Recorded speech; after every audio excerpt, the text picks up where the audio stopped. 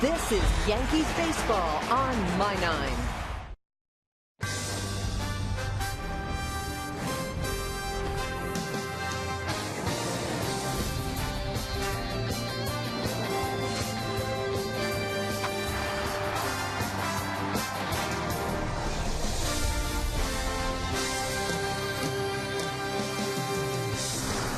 It is a beautiful day here in New York City, and it is time for baseball as My Nine presents New York Yankees baseball. It's the New York Yankees against the Cleveland Indians in the middle game of a three-game set from Yankee Stadium in the Bronx, New York.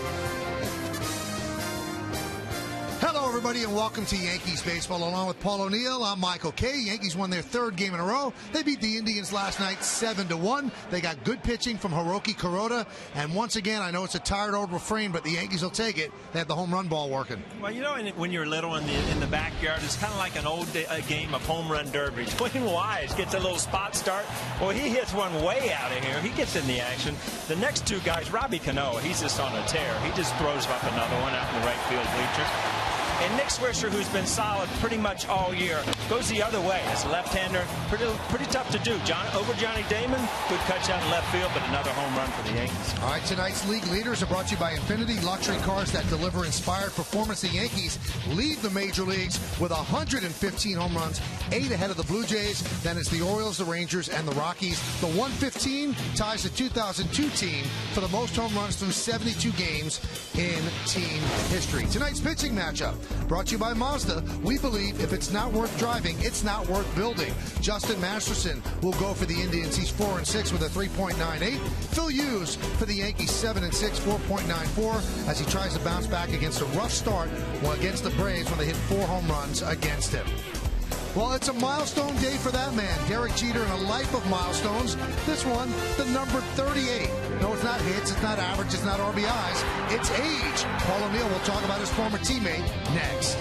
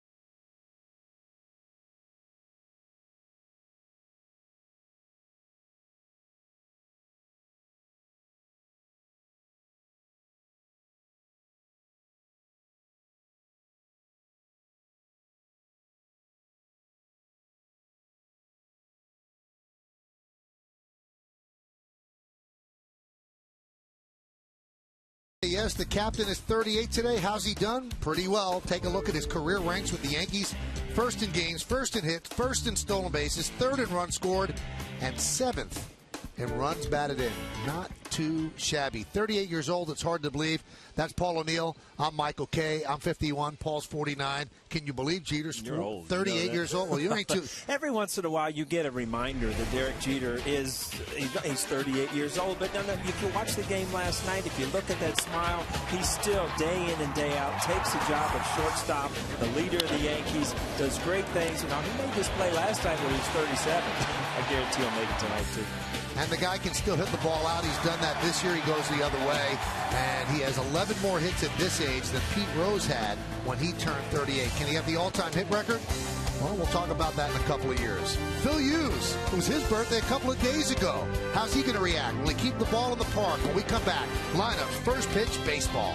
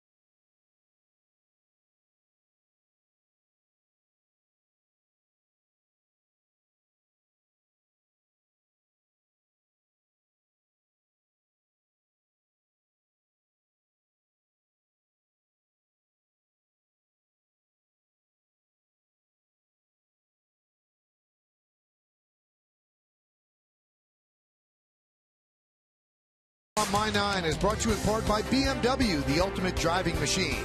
The New York Lottery, hey, you never know. And by Verizon Fios, introducing Verizon Fios Quantum Speed. Internet twice as fast as anything America has ever seen. Been a nice day here in New York City. And it is also an important day for Derek Jeter. Why? He's 38 years old. First time we ever saw him when he was drafted as a teenager. He came to Yankee Stadium after the draft, 6th pick in the draft. And he has never made the Yankees regret that selection at all. Yankees have taken the field. Let's take a look at the Indians starting lineup, brought to you by Citi. What's your story? Citi can help write it. Shin-Soo Choo in right field leads off, batting second. Playing shortstop, Asdrubal Cabrera. Jason Kipnis in second base will hit third. Cleanup hitter, the catcher, Carlos Santana. Michael Brantley in center field will bat fifth. Batting sixth, playing left field, Johnny Damon. Casey Kochman at first base will bat seventh. Batting eighth, playing third base, Jack Hanahan. Lonnie Chisenhall, the DH, is going to bat ninth.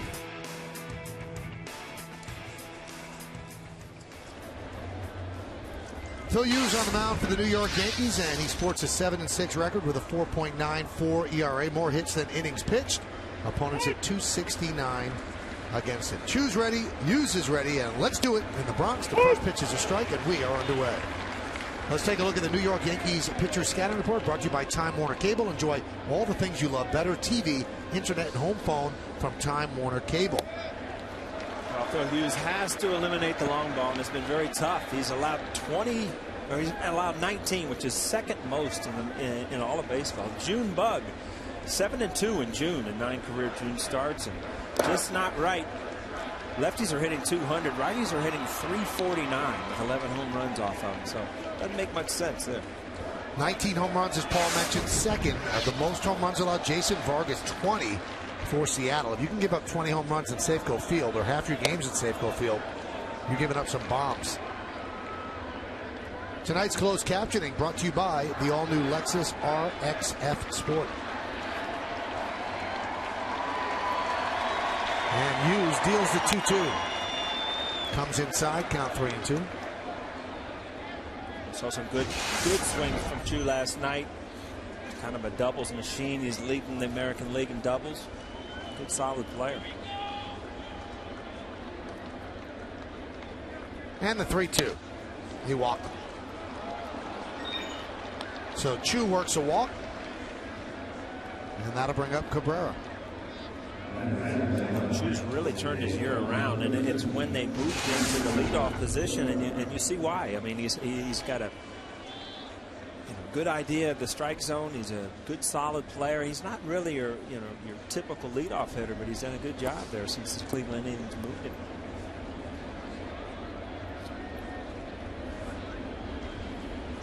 Phil Hughes was bound and determined to get him out inside, and he missed 3 consecutive pitches in off the plate. Count 0-1.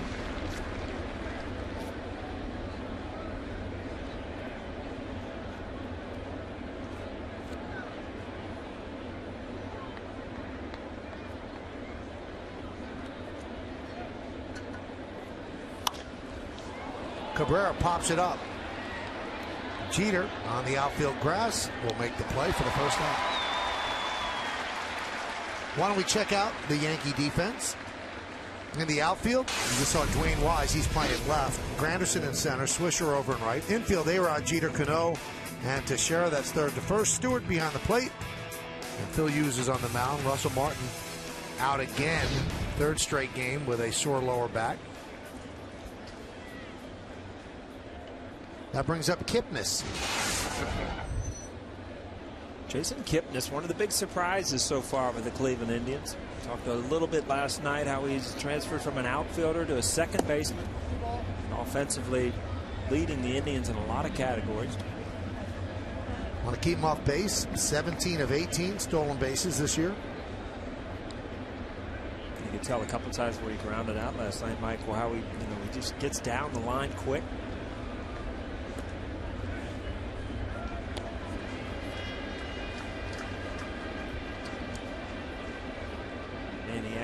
Probably has him on his own. Good base stealer. Usually managers will put them on their own.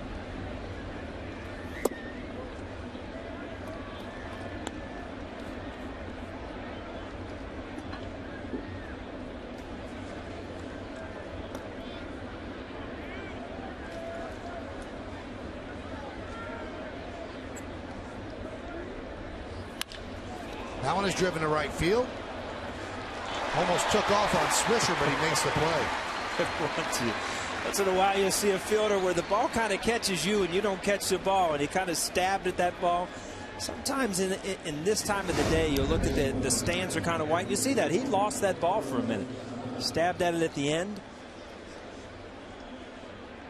It's a good feeling as an outfielder when that ball ends up in your pocket and you see all these light spots and dark spots, and that can be trouble. You can lose the ball in the fans in those bright spots.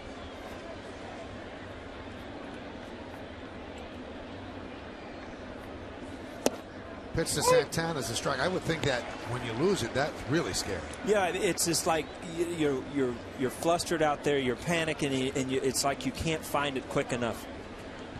And that's what he's looking at over the left field grandstand.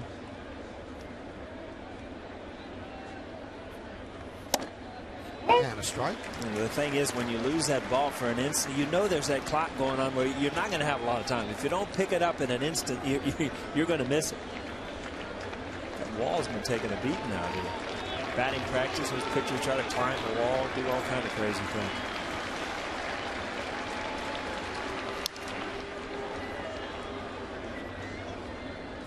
New York Yankees baseball is broadcast in Spanish. It's available by hitting the SAP button on your television. SAP is brought to you by Toyota. When you choose Toyota, you get a lot for less. Toyota.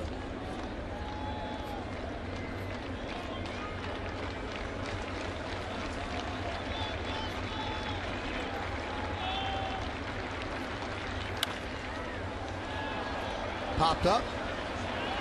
A-Rod is there. And that'll do it. So they survive the leadoff walk. The Indians strand one. The birthday boy will lead it off as the Indians don't score.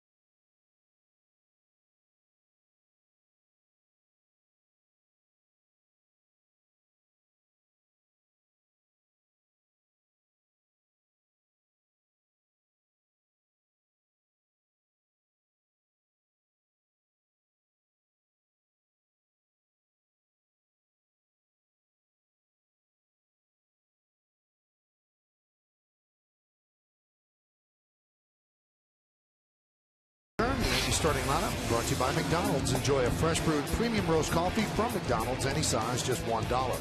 The captain, the shortstop, the birthday boy, Derek Jeter leads off, batting second, and playing center field, Curtis Granderson.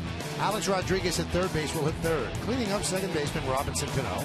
Mark Teixeira's at first base, about fifth. Batting sixth, playing right field, Nick Swisher. The number 7 hitter, DH Raul Ibanez. Dwayne Wise with a big night last night gets another start tonight in left field. He'll bat eighth. And batting ninth, the catcher, Chris Stewart. You're right, Michael. You hit that little spot start last night, and you hit a home run and a triple. Kind of earned another way. Joe Girardi found another way of giving him a day. DH Raul Ibanez. Numbers on Masterson, 4 and 6, 3.98.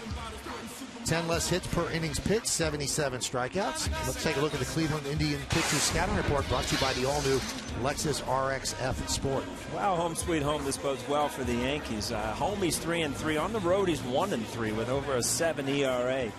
He does need some help, though. Besides his last outing, they absolutely do not score runs for this guy. 2 runs or fewer of support in his previous 8 outings.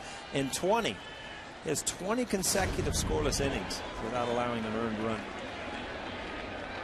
Pretty good. Here's Derek Jeter, his 38th birthday today.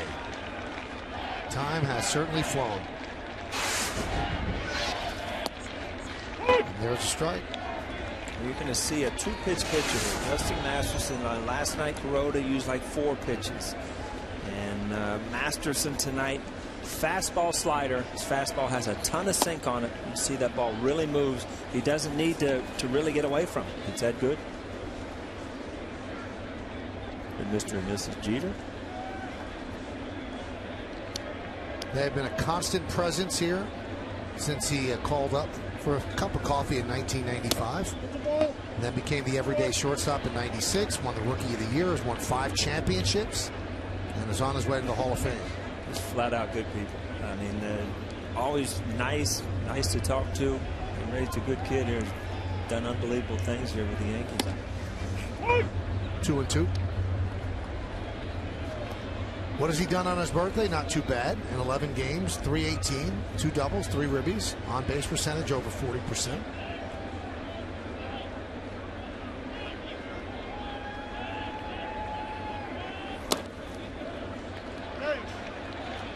When the Yankees drafted him, they brought him up to the stadium and went in the radio booth to do an interview with me and John Sterling, and doesn't look much different other than the fact that he was a little thinner and had a little more hair on the top of his head. Looked like the Planters Peanut Man, man. He was like 160 pounds and but very athletic. Broken bat, soft ground ball to second. He is thrown out for the first out.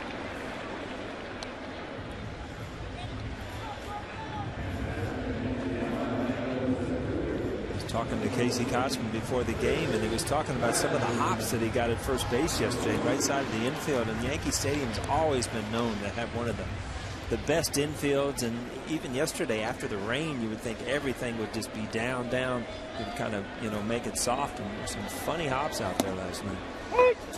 Masterson deals a strike to Granderson. Masterson's 27 years old. He has not pitched that great a luck in June. He has a 1.24 ERA. You'd say, wow, must have a great record. 2-2. So they haven't given him much run support. The Indians' offense has kind of gone south. I see 96, all with the little movement too. I mean, that's just an overpowering moving fastball. Justin Masterson's, he's a sinker ball pitcher. Even if he holds the ball four seam, it's going to get moving. There's a slider right there on Granderson's hands. Horrible sound for a hitter when you crack that back. Masterson came from the Red Sox. And you'll see this broken bat. The ball just cut in on his hands.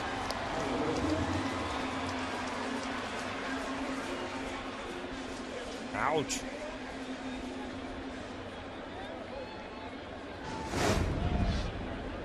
Red Sox got Victor Martinez in the deal. And the Indians also got a right-handed pitcher, Brian Price, and a lefty who's in the bullpen now, Nick Hagedorn. At the time, Victor Martinez, great hitter, but it made sense for the Cleveland Indians. You had Hafner who could play first base, and you had the young phenom catcher Carlos Santana, who's catching, that was going to be a big part of your offense that really has not turned around offensively like he can, but he will. And it made a lot of sense. And then you bring in Masterson, and you just hope that some of these younger players that you counted on become the players they're supposed to be. A-Rod had yesterday off, just a full day off, day of rest. And that's usually been a good thing. He's played 10 games this season after not playing the previous day. And in those 10 games, he's 16 for 39. That's 410 with 5 homers and 11 ribbies. Count 3-1. As you get older, and A-Rod's going to turn 37 next month. As you get older, those days off really mean a lot. Those days of rest. Complete day of rest. And A-Rod works a walk.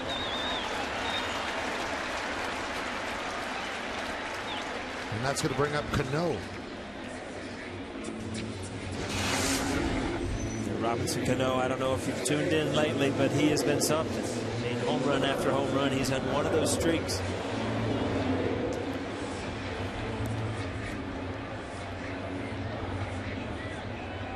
Even in batting practice today, sitting by the cage, it's just, I mean, I was watching swing after swing, everything hit on the barrel.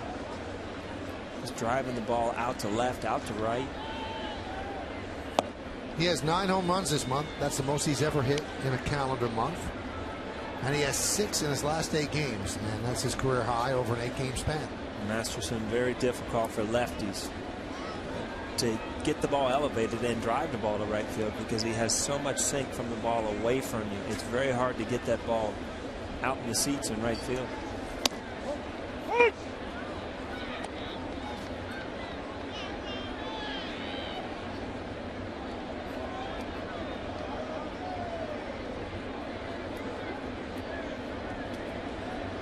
See that it hits him very well, but there's a 0 in that home run column, and that's the thing that, you know, sinker ball pitchers, you have to be patient as a hitter and just take what they give you, whether that's driving the ball to left field or hitting ground balls up the middle.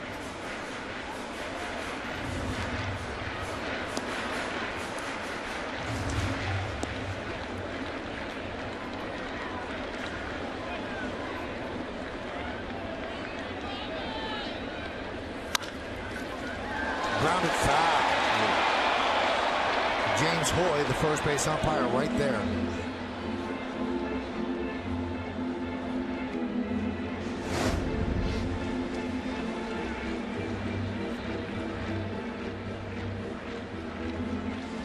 Very close, but it looks like the right call.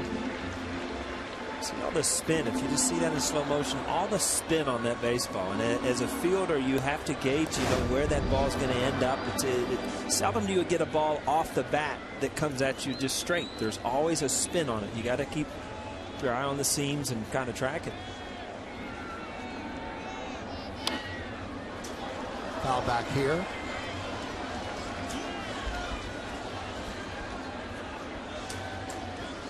Masterson has faced the Yankees in 8 games, 4 starts. He's never allowed a home run. Good numbers against them. 2-2, 2.76. I tell you what, the way the Yankees have been swinging the bat as of late, it's going to be tough to continue that streak. And the pitch that it won't be a sinker, it'll be that slider. If he leaves something out, that's a sinker there. There's not much you can do with it. Just got him. Masterson with a strong throw to Kochman just nails Cano for the final out of the inning. No runs, no hits, no errors. 1 man left on base. We're going to go to the 2nd inning. It'll be Brantley, Damon, and Kochman coming up against Hughes.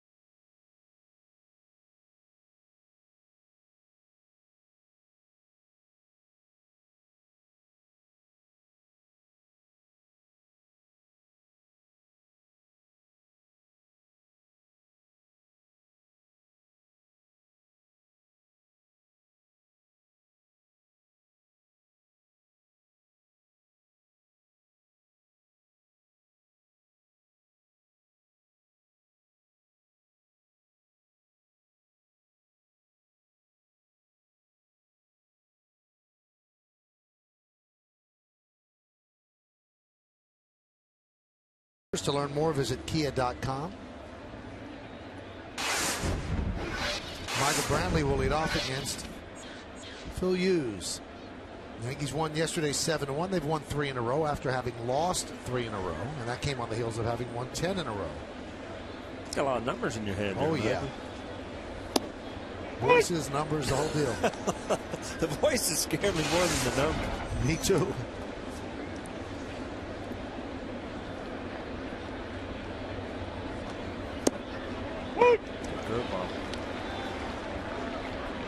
cues. I mean, ideally, you would want him to come out like he has and establish his fastball, able to throw strikes with it, then continually add more curveballs within the counts.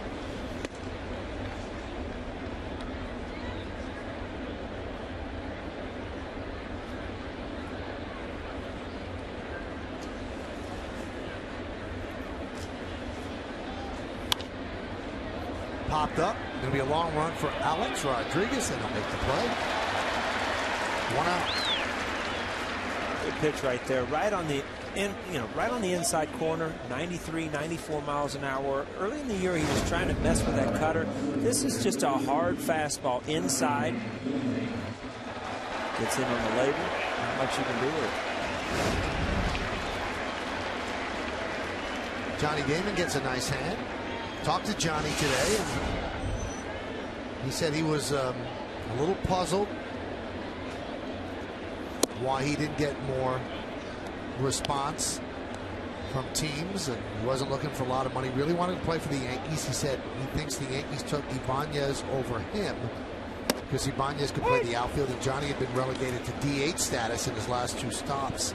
He said the only reason I did that was because they had established outfield. He said I could still play the outfield. I asked him about the knock that people have, and a lot of scouts have said it anonymously. See what he did with the Yankees, including a championship. That he became more of a selfish hitter, and he wasn't taking pitches and taking walks. Fly ball on Nick Swisher.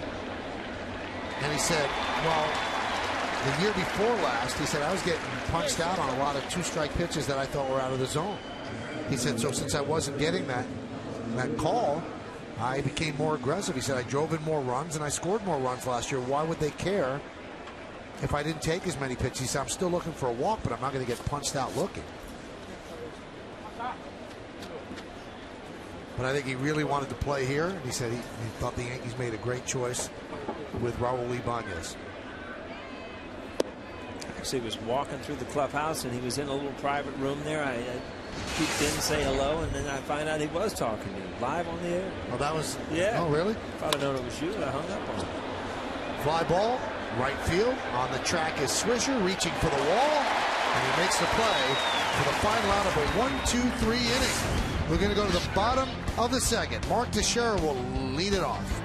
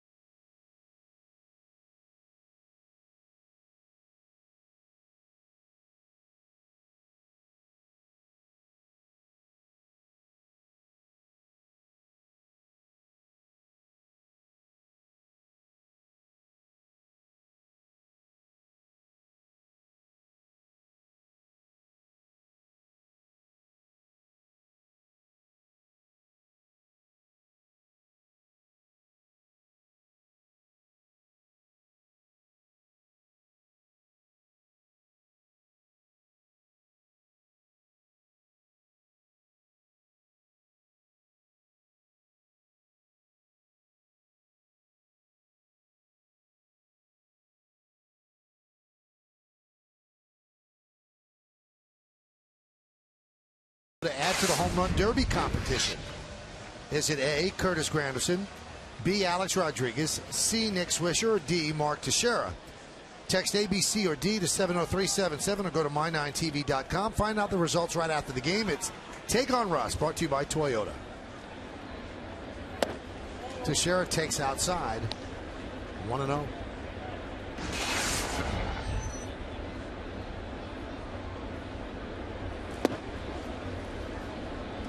See Masterson even up in the zone. That ball is always, the fastball at least, always tailing away from the lefty. He's at his best when he drives it down in the zone, but he still gets movement up in the zone. So the key is scoreboard, no score here in the bottom of the second. Teixeira, Swisher, and Ibanez.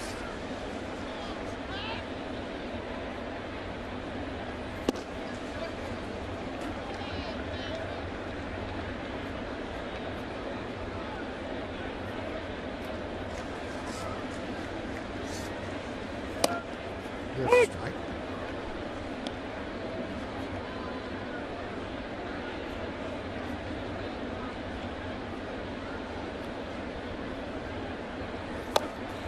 And a walk to Mark Teixeira.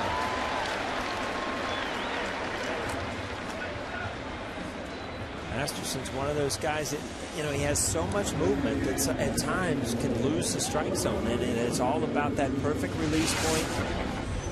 We heard about it many years with Burnett when he was here. It's just, great stuff, but you have to be able to throw that ball over the plate, and he has so much movement, sometimes he can't control it. Masterson is the only pitcher in the history of baseball to be born in Jamaica. Jamaica. Jamaica. What they call it, Jamaica here? In Queens, they call it Jamaica. That's what I thought. Ground ball to second.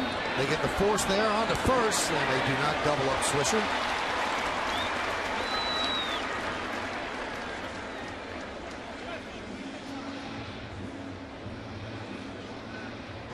Swisher say stupid. When you just try to roll over and try to do something a little bit too much with Masterson, this is what happens as a left-handed hitter. You just kind of top it, end up hitting the ground ball.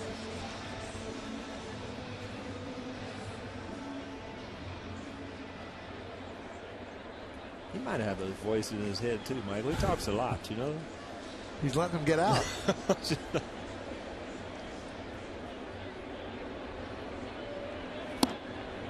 Strike. 3 other players in the history of baseball were Jamaican born: Chili Davis, Devon White, and Rolando Rooms. Rolando Rooms played with me in Cincinnati. Nice cut by Ibanez, 0-2.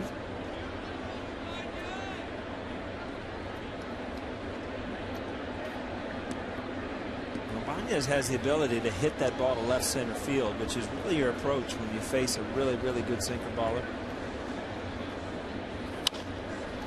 And that's what he does. But Damon is right there to make the play for the second out.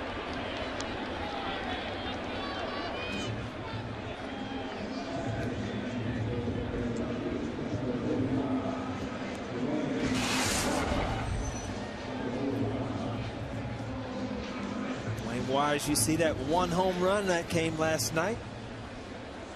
Added a triple later in the game, so coming off a real hot streak, isn't he? Yes, he is.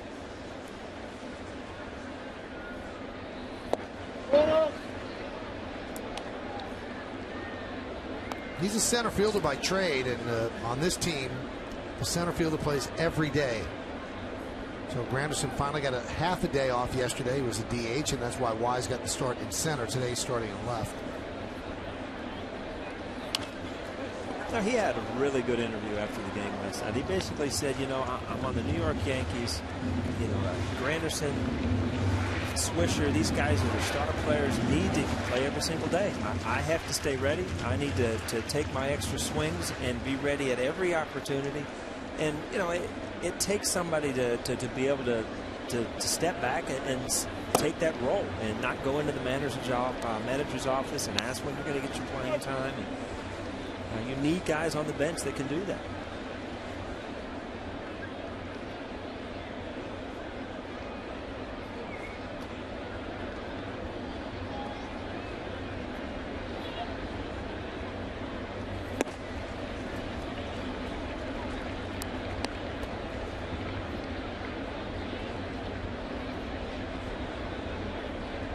A beautiful night. Not windy today.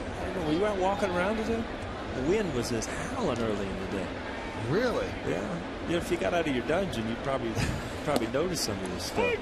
Yep, I walked to the car, went to work, that was it. Wasn't windy inside? Didn't even have the air on it. I did have the air on.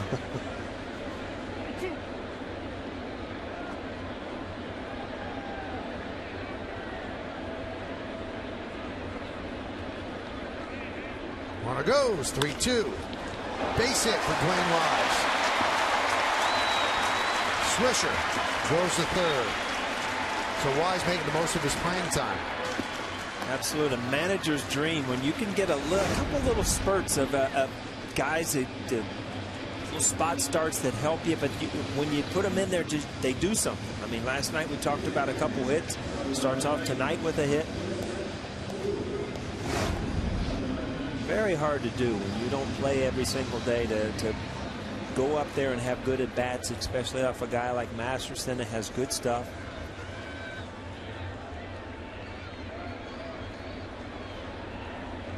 There's Chris Stewart, his third straight start with Russell Martin out with a sore back. And he's trying to bunt with 2 outs. We saw the third baseman Hanahan back, but he missed the bunt. Way back. And a sinker ball pitcher, very easy to bunt, very easy to get on top of that ball and roll it down the line. Kind of steal a run. So Hanahan back, usually even with the bag, he's way back. Would have been an easy run. Good idea. Tries it again. I don't know if you watched the game last night, folks, but Santana absolutely took a beating behind the plate and hitting. I talked to him today in the dugout today. He just shook his head. He said, hey, I don't know what's going on. Every foul ball is going off toes, feet.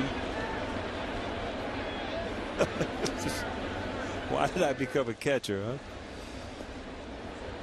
huh? He was dancing all around last night. Ouch. I mean, this is one at bat, and it got worse later.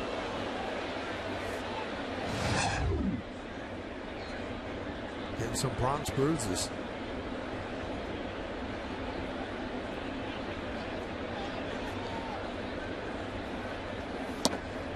Breaking ball, count 1-2.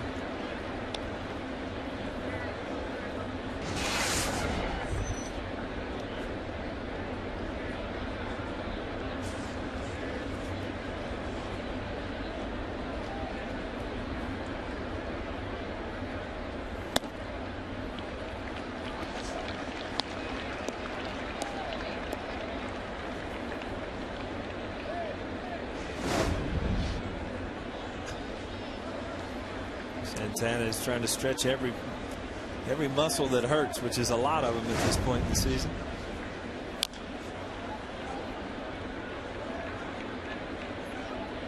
Stewart trying to stay alive here, and you know, you get late in a count like this, you just try to slap the ball somewhere, try to steal a run.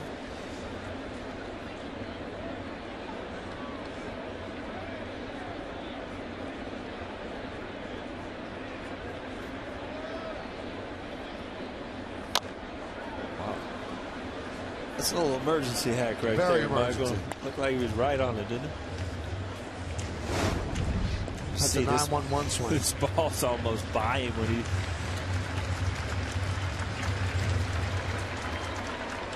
cheat like that. This is one of the swings you see in Little League, where, you know, one of the kids is just not supposed to hit you. You know what? You got to forget about that one. Get a good swing. There you go. Off the glove of the diving Hanahan. That'll score a run. So Stewart wins an odd at bat, and the Yankees have a 1-0 lead. This is strange because Hanahan looks like he's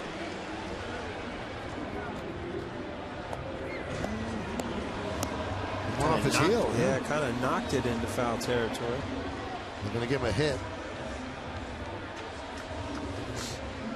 Obviously, if you're a pitcher, you got to believe that that ball needs to be caught.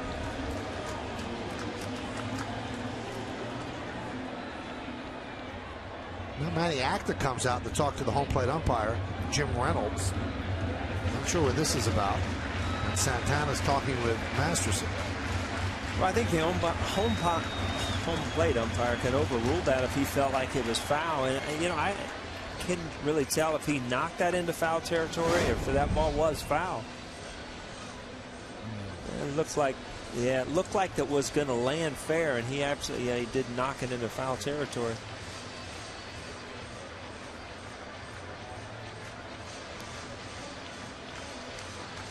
know. What do you think, Mike? Hard to see from those angles. Don't know.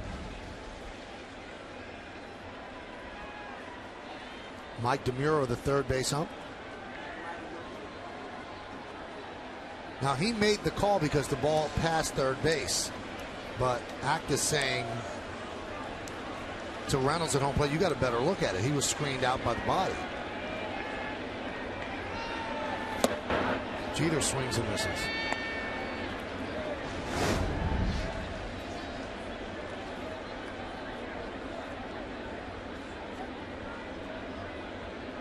And he called it immediately.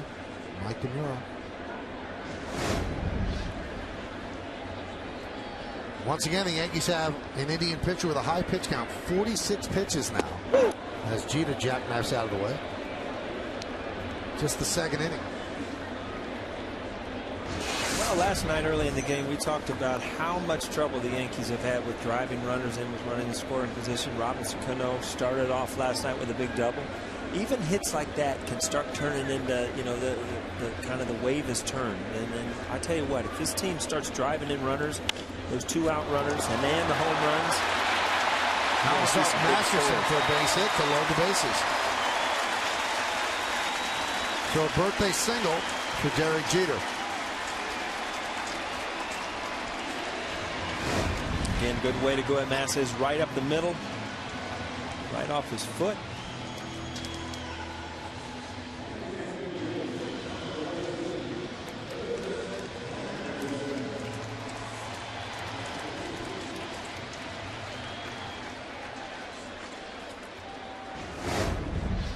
It's amazing on TV how that, like, you know, how could you get your glove down? But as a pitcher, you're following through with so much momentum. It's so hard to square up and, you know, really catch that ball coming right back at you. So many pitchers kind of fall off to one side or the other, so they're not square to the hitter. Best fielding, Jim Cotton, one of the best fielding pitchers of all time, right? 16 Gold Gloves. Greg Maddux, great pitcher. Mike Mussina was a good fielding pitcher. Count 1-1 to Granderson. Granderson, a .297 hitter with 4 career grand slams, bases loaded. Granderson, though, is 0 for his last 13.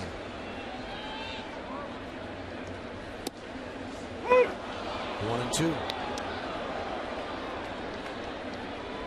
Dwayne Wise is at third. Chris Stewart at second. Derek Jeter at first. This will be Masterson's 30th pitch of the inning coming up.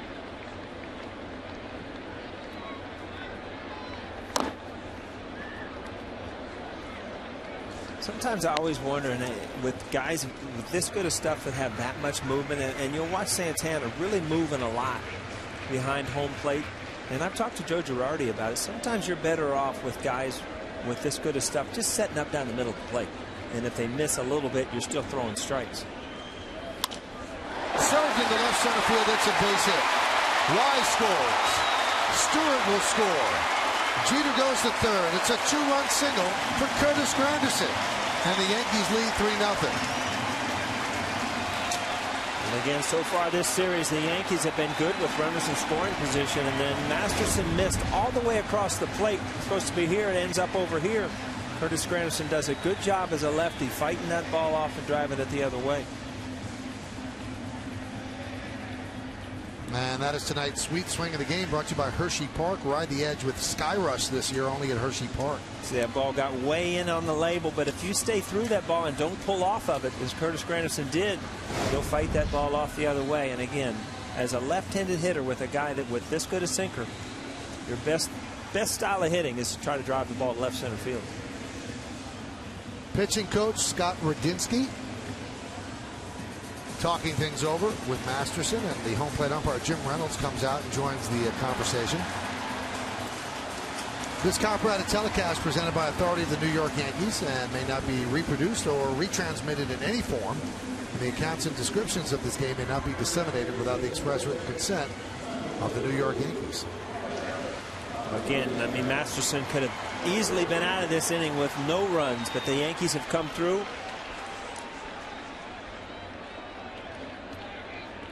a sudden you look at the scoreboard, 3-0, and you're not out of the woods here yet.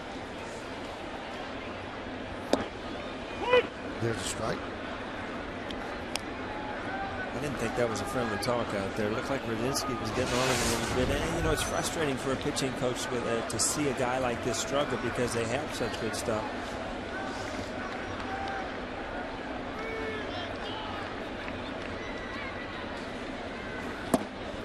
Now, in fairness to Masterson, kind of a play that Hanahan should have made. Easily. And then we're not even talking about it. You're out of the inning with nothing yet. You know, if you're a good pitcher, you give up that run and then you shut him down.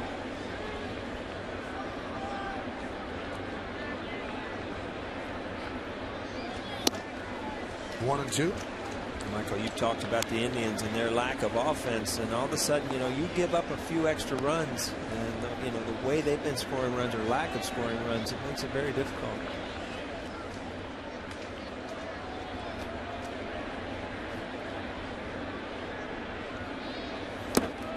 Two and two. Coming into the series, so much concern about the Yankees hitting with runners in scoring position, and you know, more than 50% of their runs scored via the home run. But in this series, they're 4 for 6 with runners in scoring position. 35 pitches this inning for Masterson. I mean, even if you get through this inning and a couple more innings, the innings that, you know, and Michael, you've talked to Al Leiter about it, the innings that you have 30-some pitches in an inning really wears you out. Well, he said that if you look at a pitcher like a boxer trains for a 3-minute round. If it's over a 3-minute round, he'll be exhausted. A pitcher trains for 15 to 18 pitch inning. And he's double that right now, so he's got to be feeling it in his legs.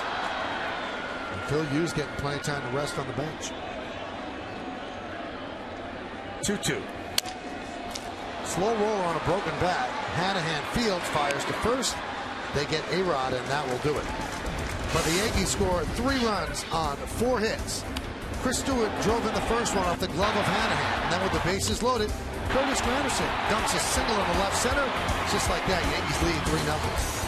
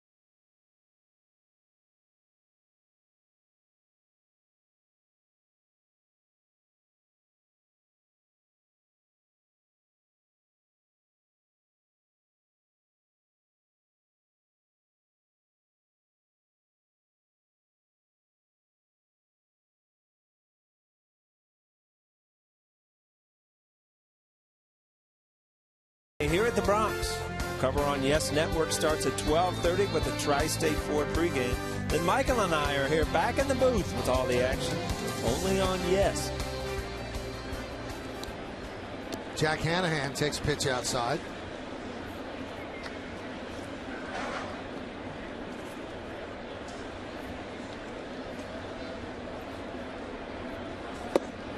As we move along, you'll see the out-of-town scoreboard on the bottom of your screen, brought to you by Prudential. Bring your challenges.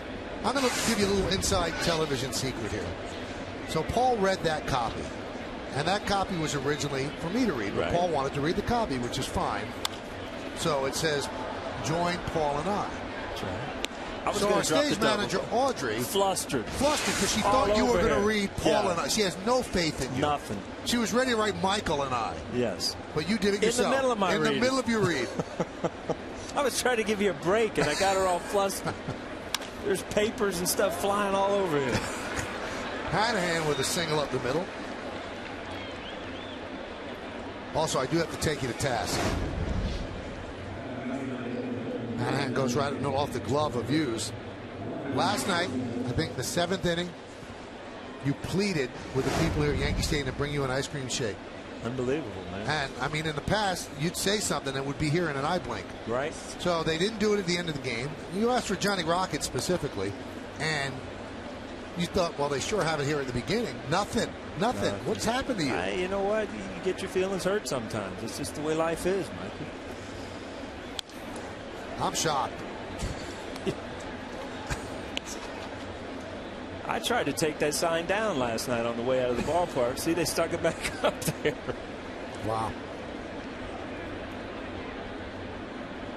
You wanted an 890-calorie original shake. That's all you want. Wow. That's what the world's come to. You got to count the calories. No? All places in New York now have to have the calories. Is that right? Yeah. See, we don't do that in Cincinnati because we like to have Skyline chili and ribs and stuff that you don't want to know.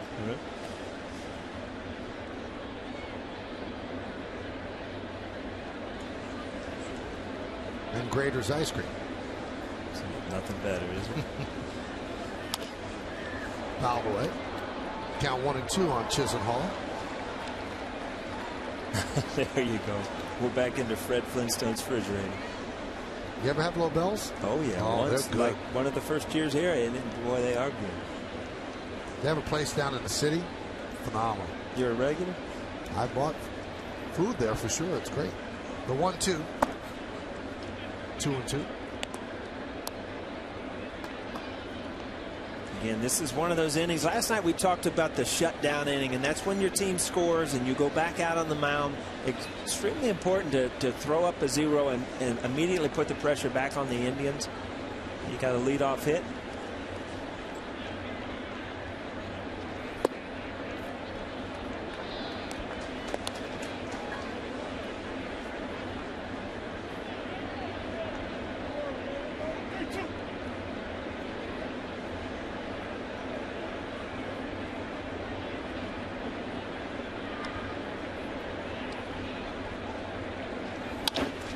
Right back up the middle. Knocked down by Jeter. He scrambles after it. Another hit almost in the same place. So first and second, nobody out. And top of the lineup for the Indians. Again, Jeet moving towards the ball, hits the heel of his glove and shoots it over to second base. No chances of double play, but if he comes up with that with a quick flip, you probably get one. Good effort.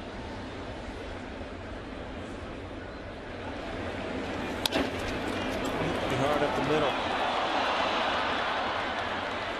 As a hitter, you kind of hold your breath because with a man on first, both infielders kind of get closer to second base, double play depth, and that ball up the middle sometimes they get to.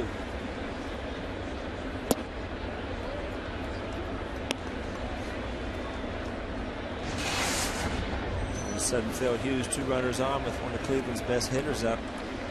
Talked about Chu and how how good he's done at the leadoff position because he swings it straight. It's a lot of doubles. It's a pitch right there that Phil Hughes had in the first inning that gave their lefties a lot of trouble. Just that inside corner fastball.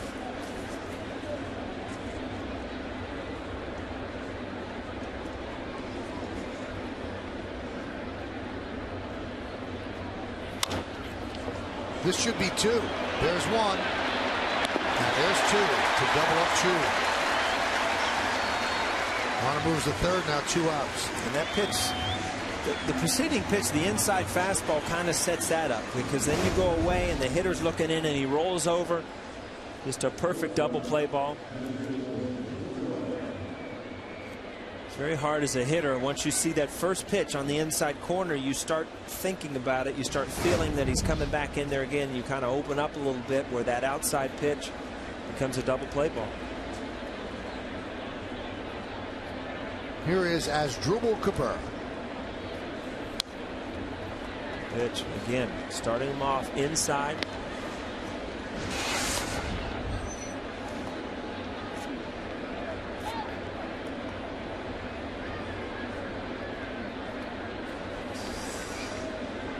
Three 0 Yankees lead. We're in the top of the third. Runner third, 2 men out. The 0-1. 0-2, 93-mile-an-hour fastball. And so Hughes got in trouble, and all of a sudden he's got location on both sides of the plate. Inside fastball, there's the outside. Now there's so many things he can do there. He can waste a pitch up and in, or he can go to a curveball, which he has not seen in this count. Stewart wants this ball in the dirt. Line to right field, coming on Swisher, and he holds on to make the play. And that'll do it in the third. No runs, 2 hits, no errors, and 1 man left. Swisher went down to his knees, tumbled over, and held on as we go to the bottom of the third.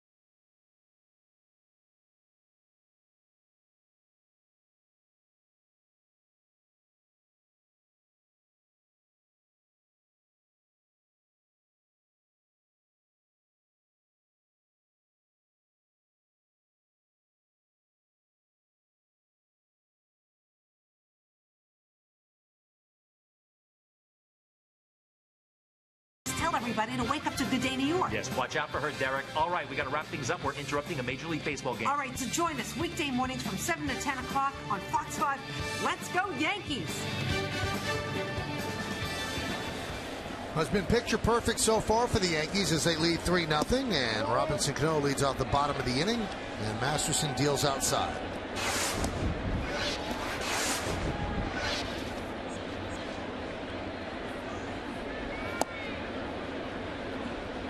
Count 2-0.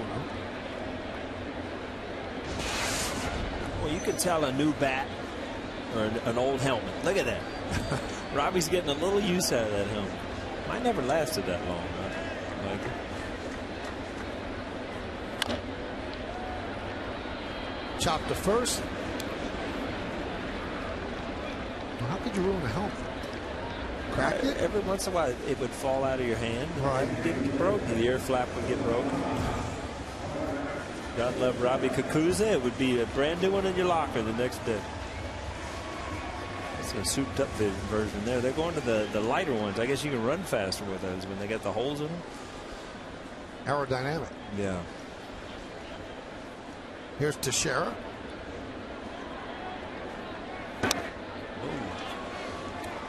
Matty Acta wears similar glasses to Joe Madden, and he also shifts in a similar way to Joe Madden's team. He has 3 infielders on the right side.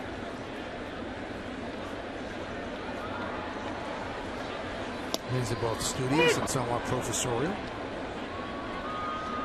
Is that what those glasses mean? I think so. Well, I was watching all eyesight. the NBA interviews, and they all just wear glasses. They don't even need glasses. when they wear That glasses. I don't get. They have no glasses in them. Oh, they don't even have They don't have glasses glasses in them, no. Sleek geek. Is that what I never figured that out. Because most people, when they get older, they get a little embarrassed when they have to put their glasses on. You don't want to put glasses on. These guys are putting on glasses with no glasses in them. Yeah, I don't get that. Dwayne Wade and... In the old days, those glasses had a mustache hanging on them, too. Yeah, Dwayne Wade and LeBron James both were wearing fake glasses. I think Russell Westbrook as well. So 2 down, that's going to bring up Nick Swisher. Why don't we do the game tomorrow, Sleek Geek? With glasses, with no glasses? Ones, Where do you even buy those things? We'll get them. Yeah, sure. We can't even get a milkshake up there. How are we going to get glasses?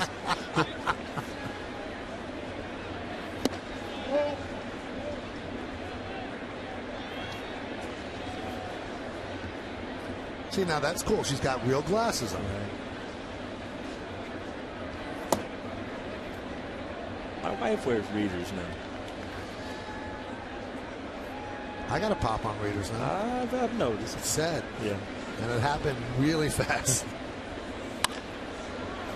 Grounded foul. You don't have them yet? And you fight it and you squint until you say, you know what, I got to give in. Sometimes you do go to a restaurant and it's kind of dark and you just hope that you know what they have, because you can't read the menu anyway.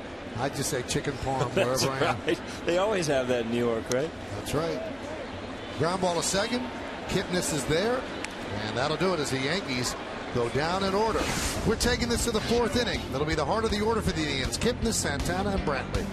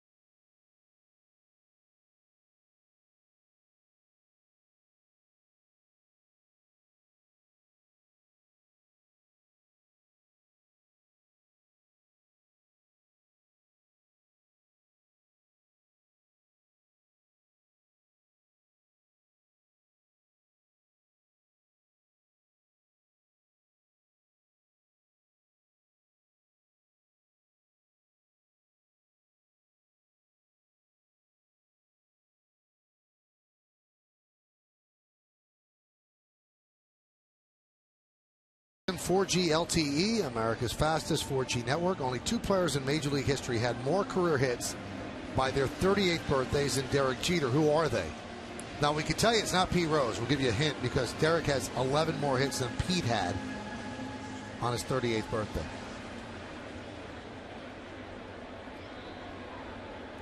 And here is Kipnis.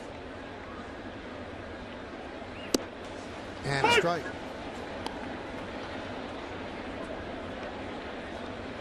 Tracy Morgan.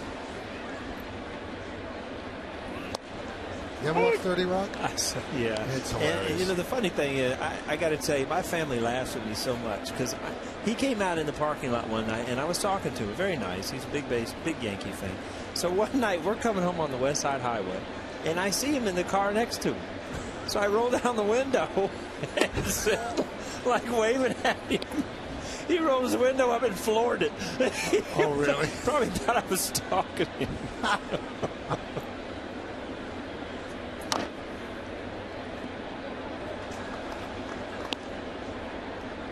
Funny man, though. Good job.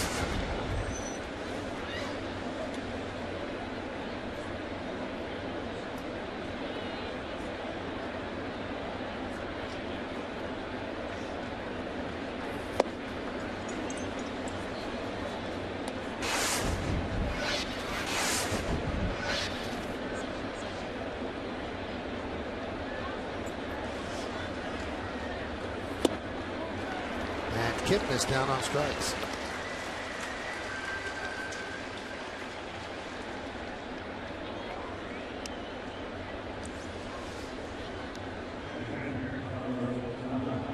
Here's Santana. Again, you look at those numbers, and here's a guy that, you know, they're looking at 30 home runs and 120 RBIs. That's the kind of numbers that they felt like this guy could do. And so far, he just has not been able to make adjustments. Has a lot of things moving. If you look at the plate, his hands are moving. He's got a leg kick.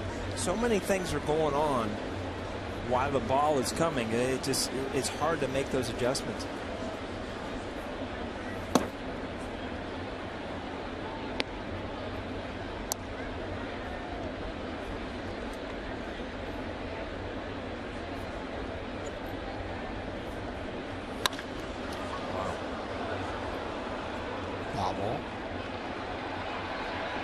Again, we've talked many times about when you're hot and things are going well, you get a good pitch to hit. You see everything, powerful swing, but that ball's hooked foul. Nothing but a strike. And now you're in a hole, you know, 2 strikes, and the way Phil Hughes is throwing, you're in trouble.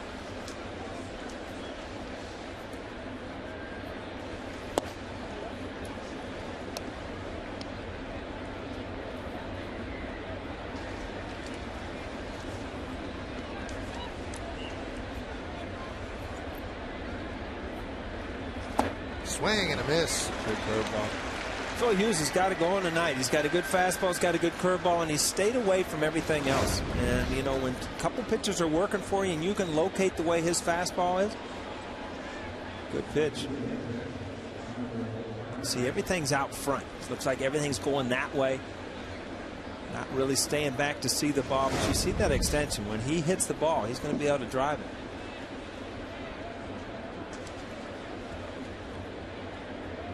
Here's Brantley.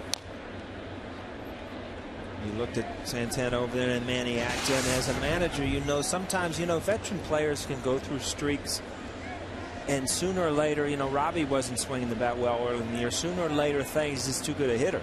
And sometimes as a young player, you might have to wait, let them go through this whole, you know, this process the whole year. And it's very frustrating because you know that they have a talent to hit, but you just have to sit back, stand by them, and try to coach them along.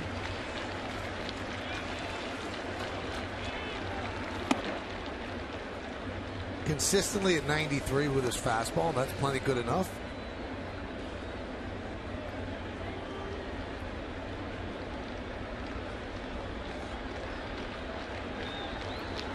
And the 1-2 to Brantley.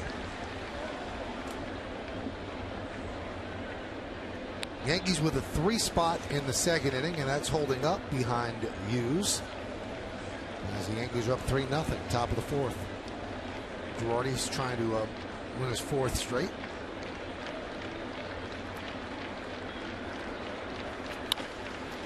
Ground ball with Jeter. And that'll do it. 1-2-3 inning for Hughes against the Indians. Who's coming up in the bottom of the 4th? It's the bottom of the order, starting with YANKEES.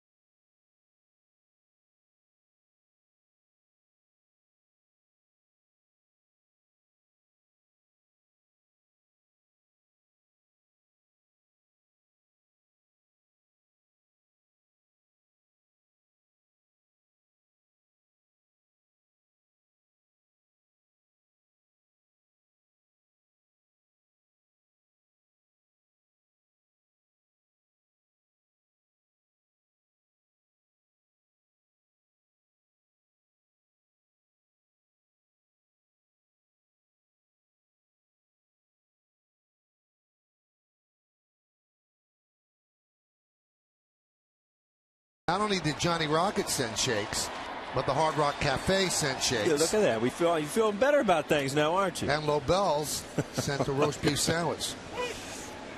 I So don't we know. thank you. I'm going to play a little hard to get. We'll thank them later. How's that?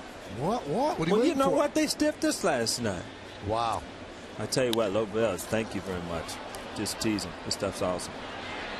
And Ibanez flies out to Damon. So what do you go for first? The Johnny Rockets or the Hard Rock Cafe shake? I'll tell you one Because thing. I'm not doing What's it. better than being at the ballpark in the summer with a milkshake and the Lobel's in front of you, huh? Not too much. Look at that. You're over there thinking. Can't come up with anything, can you? You got smoke coming out of your ears. You're over there thinking. You're seeing all this stuff, and I'm seeing carbs. That's what I'm seeing. Here's Dwayne Wise, shows bunt, takes outside. Dwayne Wise singled and scored in the second.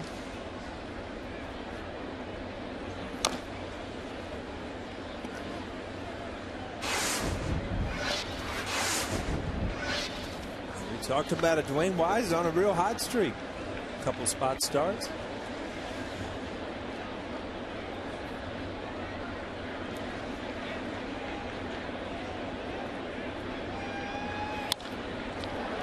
Laced out in the left field.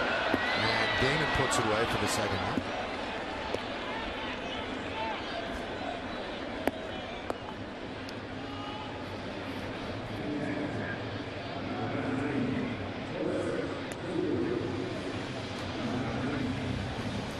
You know, it's funny that some things have just, they still go on in the course of hundreds of years they play baseball.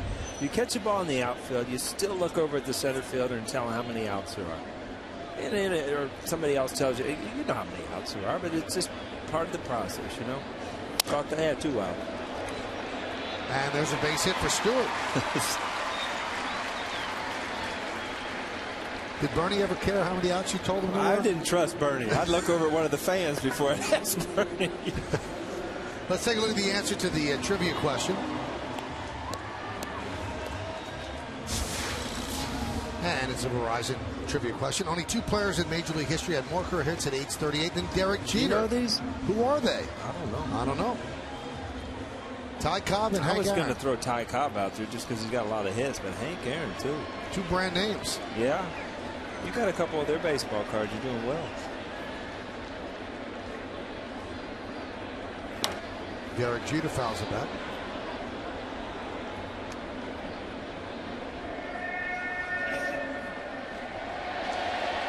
With his hit today, he's at 31.82. So he has 12 more hits than Pete Rose did at age 38. Now, this is not the time to ask you this, but mull it over. You think he's going to beat Pete Rose? You know, a lot of things would have to go unbelievably well. But would I say absolutely not? No, because there is a chance, and when there's a chance, Jeet has made a lot of things happen. He seems to really excel when you doubt him. Mm-hmm. And I was in Cincinnati when Pete Rose broke Ty Cobb's record, and probably one of the most memorable nights I had in the ballpark, and wasn't even playing. So it was a neat thing. But you were out there in the celebration. I've seen pictures of it. Well, I felt Big like I had afro to. and everything. You have to run out there. You can't sit on the bench when everybody else is running out there. But really cool night. You talk about a tough night to leave tickets, huh?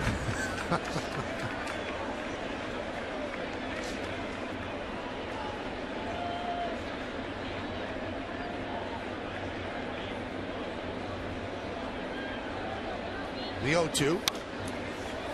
This is the difference in baseball also, Michael. In the old days, you would walk in the locker room and you'd walk right over to a table and there was a sheet. You would sign your name and leave your mom and dad tickets. Mm-hmm. This day and age, now Derek Jeter, we saw his parents. They got their own suite up there, right? Not every player has their own suite.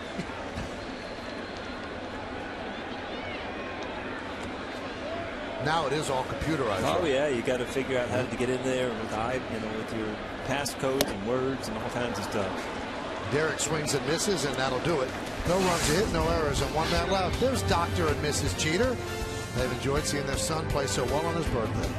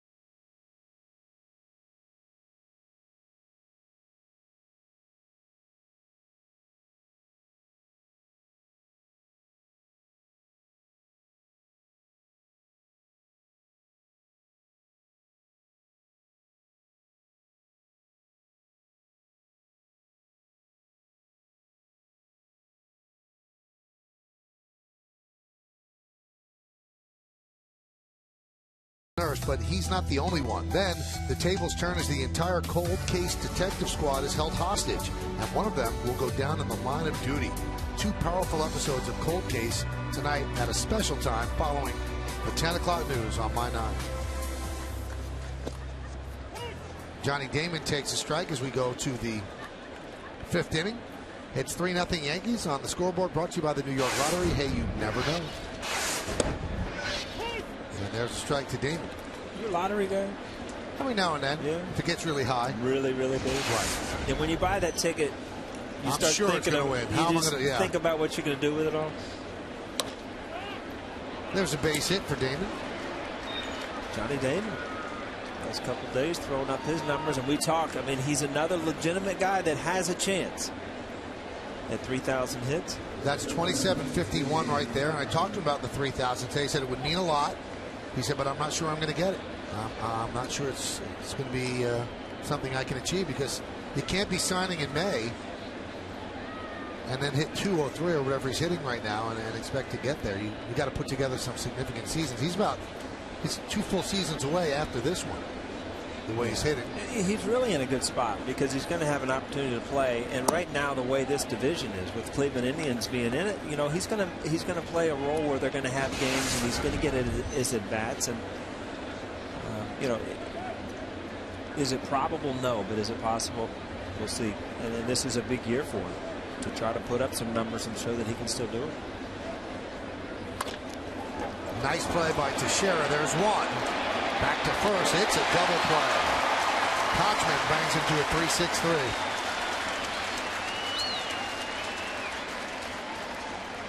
3-6-3. See, sometimes as a hitter, you do everything right. You pull the ball, you hit it hard. One hopper. Mark Teixeira, you're not even out of the batter's box as a left-handed hitter, and they're turning a double play on you. Absolute bullet. Those handcuffed Teixeira. It was hit so hard.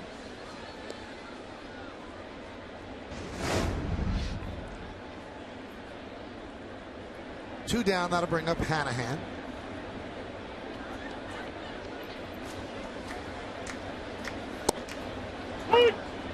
You like what you see from Hughes? Well, he's been good tonight, and it all started in the first inning when he could locate that inside fastball to all the left-handed hitters that the Cleveland Indians are throwing up there. And then he's found his curveball, and then he's also been able to locate his fastball away. He's basically been a 2-pitch pitcher, and it's been enough tonight.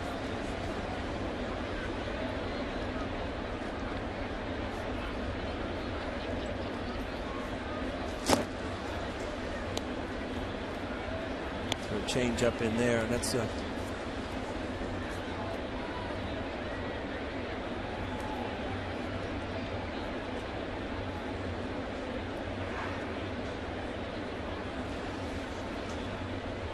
more of the pitches you were talking about. Al Leiter kind of trained for 15 to 18. Fly ball. Granderson will put it away, and that'll do it. Here in the 5th, no runs a hit, and nobody left on base. We're halfway through. Yankees are leading 3-0, and it was a 9-pitch 1-2-3 for Hughes. Coming up, Granderson.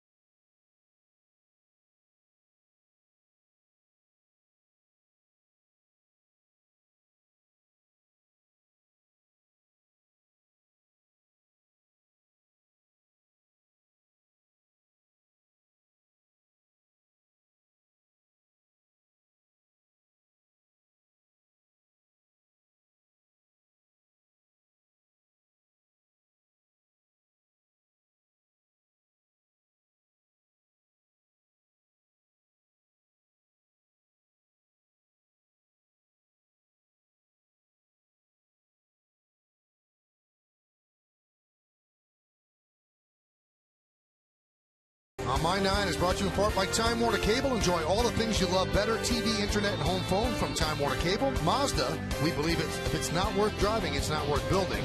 And by McDonald's. Enjoy a fresh brewed premium roast coffee from McDonald's. Any size, just $1. Curtis Granderson with a big hit today. A bases loaded 2-run single made it 3-0. New York Lottery, that's where we stand here in the bottom of the fifth. 3-0. It'll be Granderson, A-Rod, and Cano against Masterson.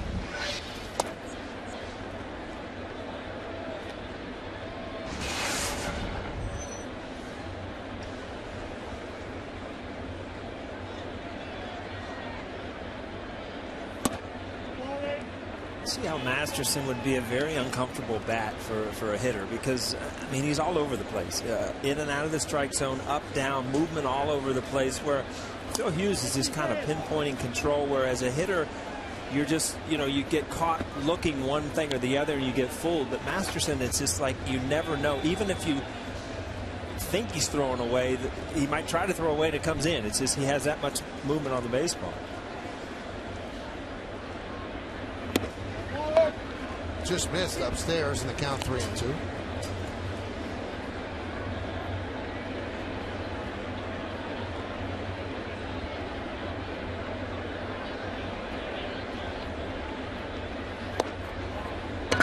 And a very close walk. 2-2 and 3-2, just missed. Come out to Yankee Stadium this Saturday, June 30th, for a special giveaway when the Yankees take on the White Sox. The first 18,000 guests in attendance are going to receive a Yankees luggage tag, courtesy of North American Power. For tickets, log on to Yankees.com, visit the stadium ticket window, Yankees clubhouse shops, or you can call Ticketmaster at 877-469-9849. Here's A-Rod. Walked and grounded softly to third.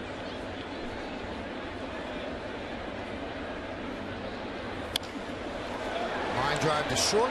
They just get that one.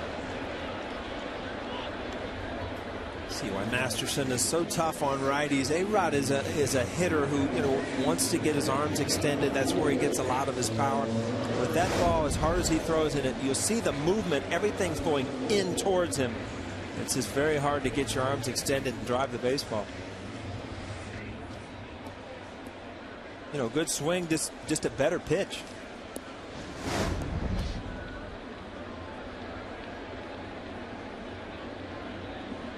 Alex 0 for 2 tonight and 6 for his last 37.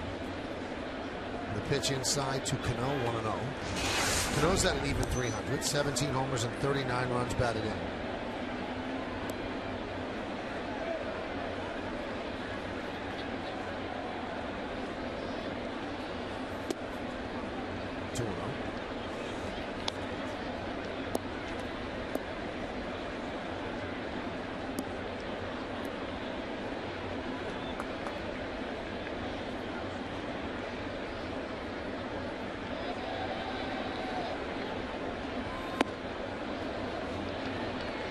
You're looking at the player of the month here, don't you, Mike? 9 home runs already this month, which is a personal high for him. Got a good shot. 329 going into tonight's game.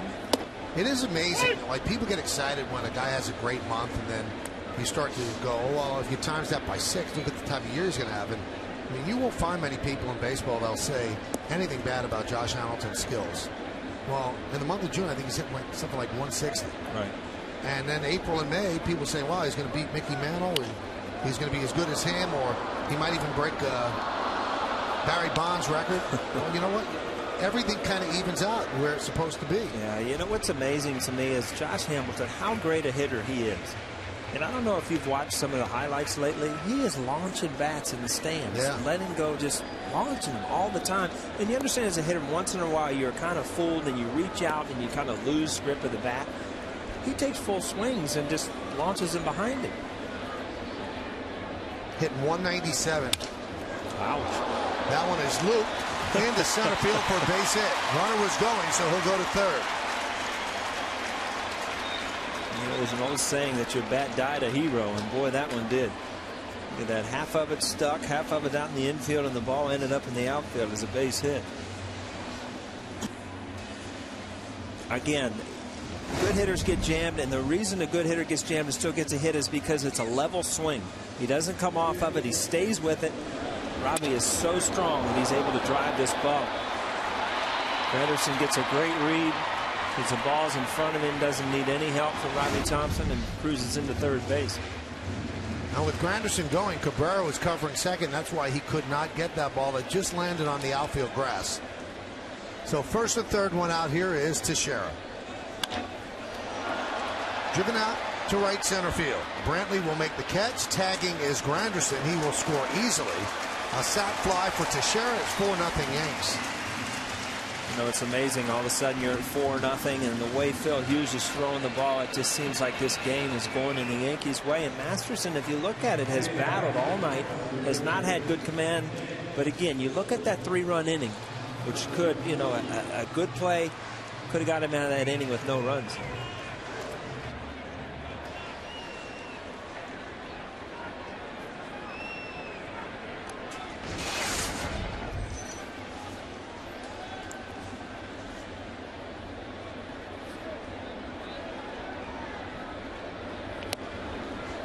There's a strike to Swisher.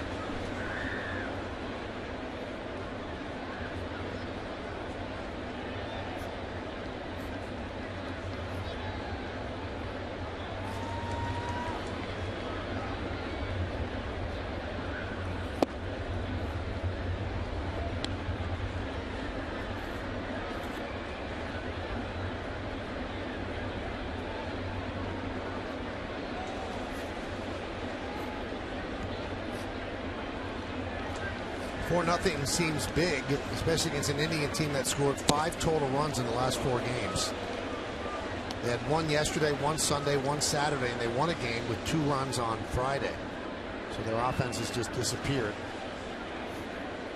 You almost wonder if Cleveland is looking at this division and where they are, and if they're going to be in the market to go out and get a hitter and a couple guys that could help them score some runs. You know, a lot of times these teams start to rebuild, and all of a sudden, you know, you have to make that decision whether you're going to go for it in certain years to try to make the playoffs, especially with, you know, the extra wild card. So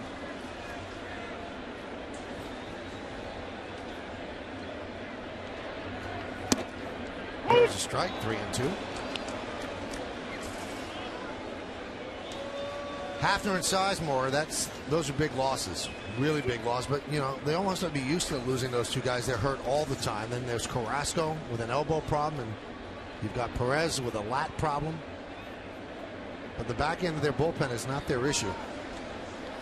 They got to be able to score runs. Runner will go, 3-2, 2 outs. Lined into right field. It's a base hit in front of Chu. Cano will go to third. It's a single for Swisher. Another guy that's had a really good June, Nick Swisher, continues to swing the bat well.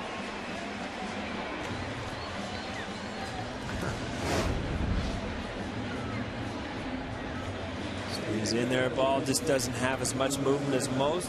Drives it to right field. And up top spin to Chu has to play it on a first high. Next pitch will be the 100th. For Masterson, and Ibanez takes it for a strike.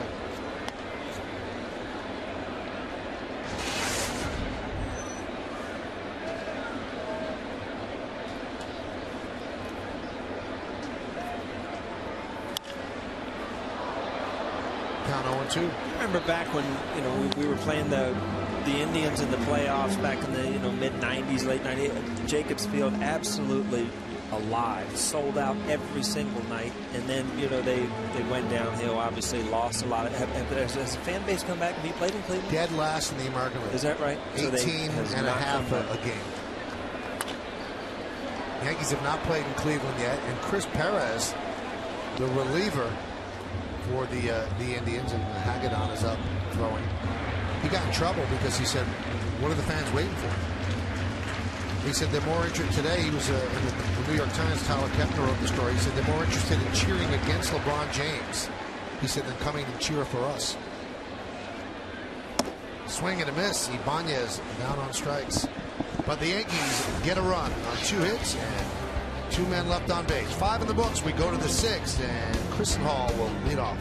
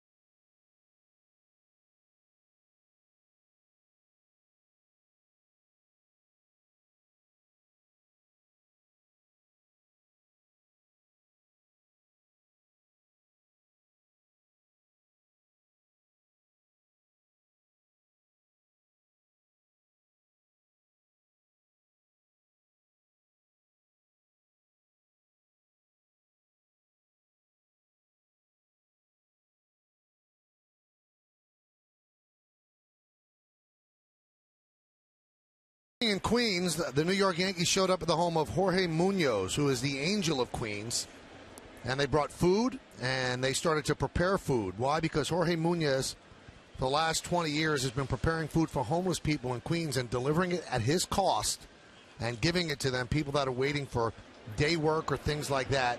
And the Yankees came and did the same thing for him, and they donated $10,000 for what he tries to do. He is the angel of Queens, and on top of that, Mr. Munoz has also just lost his job as a bus driver, and he's been spending his unemployment money in order to bring food to homeless people. So the angel of Queens indeed, and the second day of Hope Week, the Yankees go and they honor Jorge Munoz, who also threw out the first pitch today. And the Yankees continue to do great work here in the 4th year of Hope Week. They touch people that some have been forgetting, and the Yankees don't forget them, and the players come out in force. They were all there early this morning, and it's just a wonderful thing that this organization continues to do.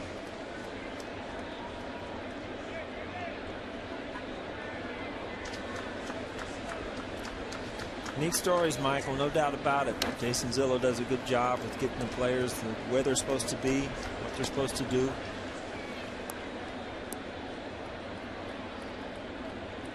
And the one thing that I've always been amazed at, you know, players play at night, and the last thing they want to do is get up in the morning and do stuff, but players sign up for this stuff. They want to do it. A lot of them want to do it more than once, twice. They try to do it.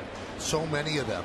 And it's not like Jason Zillo has to pull teeth to get them there. They really volunteer. Robinson Cano was part of the group today, Hiroki Kuroda, and also saw Boone Logan there, Curtis Granderson. Popped up, and Chisenhall is retired by Jeter. I think sometimes players forget how much they could mean to people, and that is Mr. Munoz with Gene Afterman of the Yankees, and he threw out the first pitch and did a pretty good job, too. Beautiful job. So he is honored for the wonderful giving work that he does every single day. And I know it meant a lot to him and to the homeless people that he feeds every single evening. Here's Shin-Soo Choo. 1-0.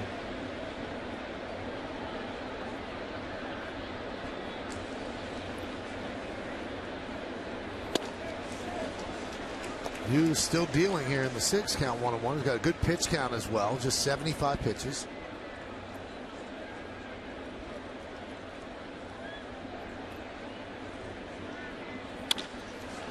And there's a base hit for Chu. talk about fractions of an inch. I mean, that was supposed to be that ball on the inside corner. You know, you miss by a couple inches. It just allows the left-hander to get the bat through. You see that just ends up over the middle of the plate. Who's not going to miss it? As we move along here, you'll take a look at the out-of-town scoreboard on the bottom of your screen. It's brought to you by Dunkin' Donuts. America runs on Dunkin'.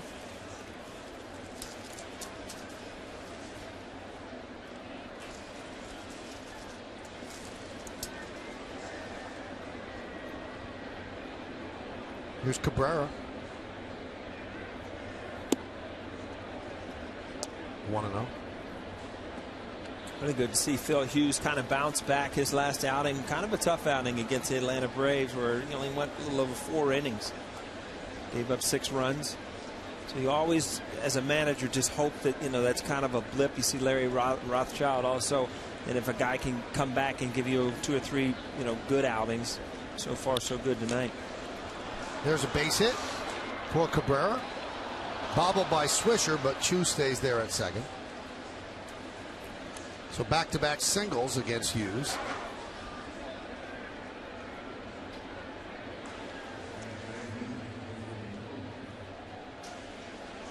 This performance in stark contrast to last week against the Atlanta Braves. 4 1/3, 6 hits, 6 runs. Didn't walk about it, struck out 5, but allowed 4 home runs. In fact, there were 8 home runs hit in that game. Yeah, it was a hot day here in New York, and the ball was flying out of here.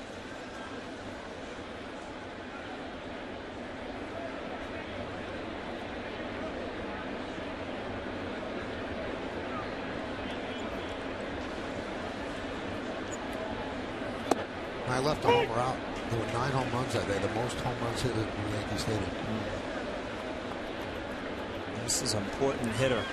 Phil Hughes. Kipnis is a guy who's had a good year and has not done much in this series. You just hope that this is a big opportunity for Cleveland to get back in the game. 2 good pitches there. Got him down 0-2. The ball's up a little bit. And the actor knows the same thing. You're in a position right now where you got to try to get on the board. It's getting late. Yankees bullpen, as good as it is late, you have to try to get a few runs on the board.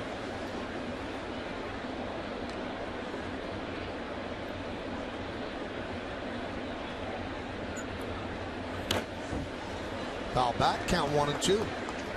Kipnis has flied out to right and struck out, so he's 0 for 2.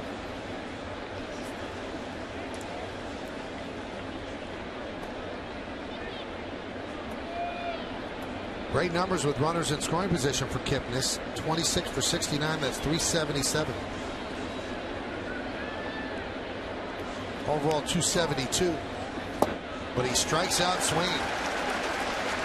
And I tell you what, that's really the first kind of changed the angle of the break there. He's been throwing that curveball up and down, and you see this one kind of is a curling effect, and that's a tough pitch for, you see that knuckle up. It's a good break on it, but a tough pitch for lefties to lay off of. Left-hand hitters generally love that low and in pitch.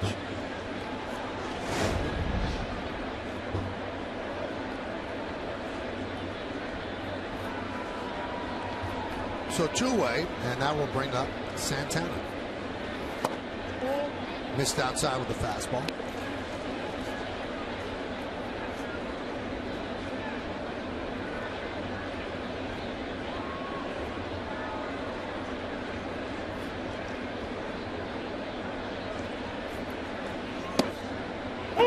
Nice breaking ball. There's the other breaking ball. That's the straight up and straight down, and now it seems like Phil Hughes has everything. He's got his fastball, and he's also got 2 curveballs that he's using right now. See, that's straight up and straight down. Good pitch.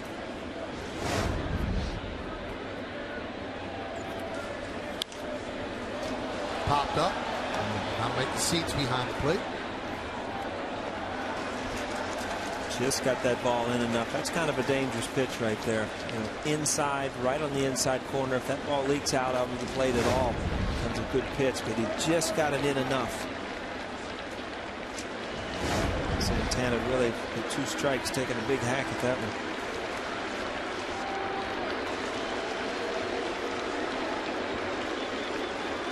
The 1-2. Tied him up. Still 1-2.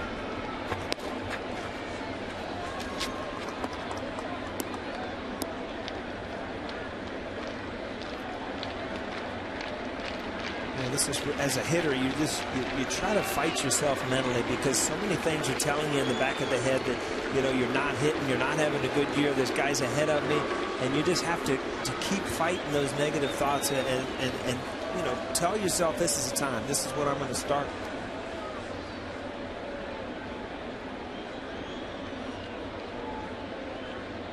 Follow the Yankees with the MLB.com at Bat12 app for your iPhone, iPad, Android, and Windows Mobile. Get live audio, pitch tracking, video highlights, and more. Text at BAT to 31826 or just visit Yankees.com for details. 2 on, 1-2 count, 2 outs. Foul back. A lot of times you'll say that, this guy's really battling, he's fouling off pitches, but there are times where the last couple pitches were pretty good pitches to hit. And as a hitter, you look back at this at bat and think, I had a lot of pitches to hit here, and I just didn't do a lot with them.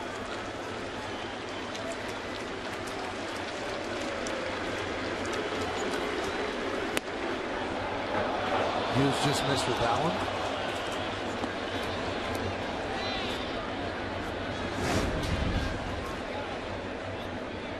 Pitch, try to, Santana was in that swing mode, swinging at everything. Good pitch to run it up over the pitch you can handle, but he took it. Swing and a miss. So Hughes gets out of trouble. He strikes out the number 3 hitter, and he strikes out the cleanup hitter to get out of trouble. We'll go to the bottom of the 6th. Dwayne Wise will lead off. Beautiful breaking ball.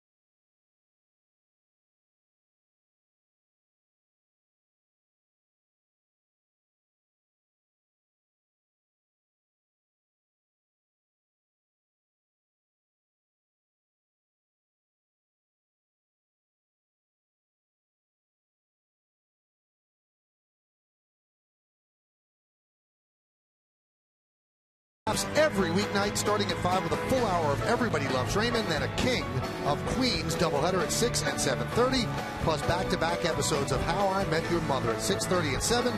So don't miss a second of the big laughs every weeknight on My 9.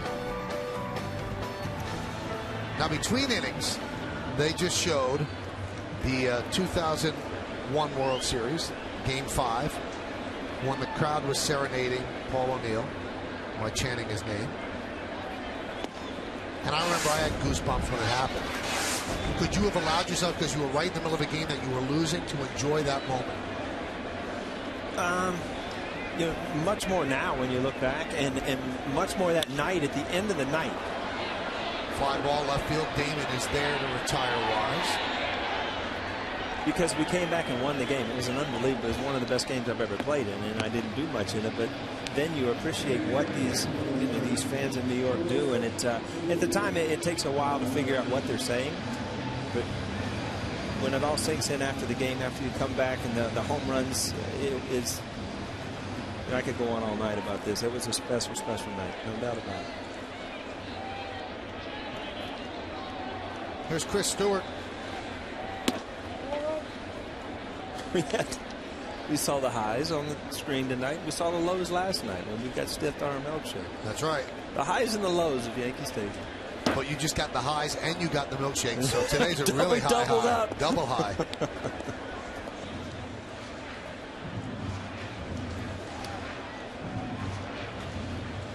Tell you what, you're watching the Yankees and you just have a feeling. I mean, they're just in control of what's going on. They're starting to get some hits with runners in scoring position.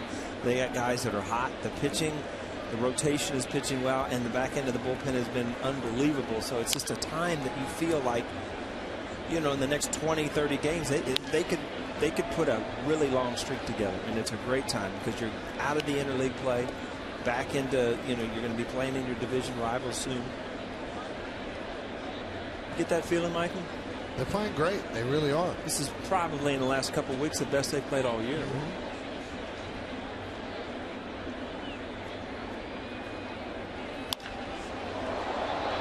Chris Stewart is making the most of his time. He has 2 hits tonight. I wish I could listen to that conversation. I want to hear about Robbie Cano, just talk hitting. Because he flat out is just one of the most graceful, best hitters in the league.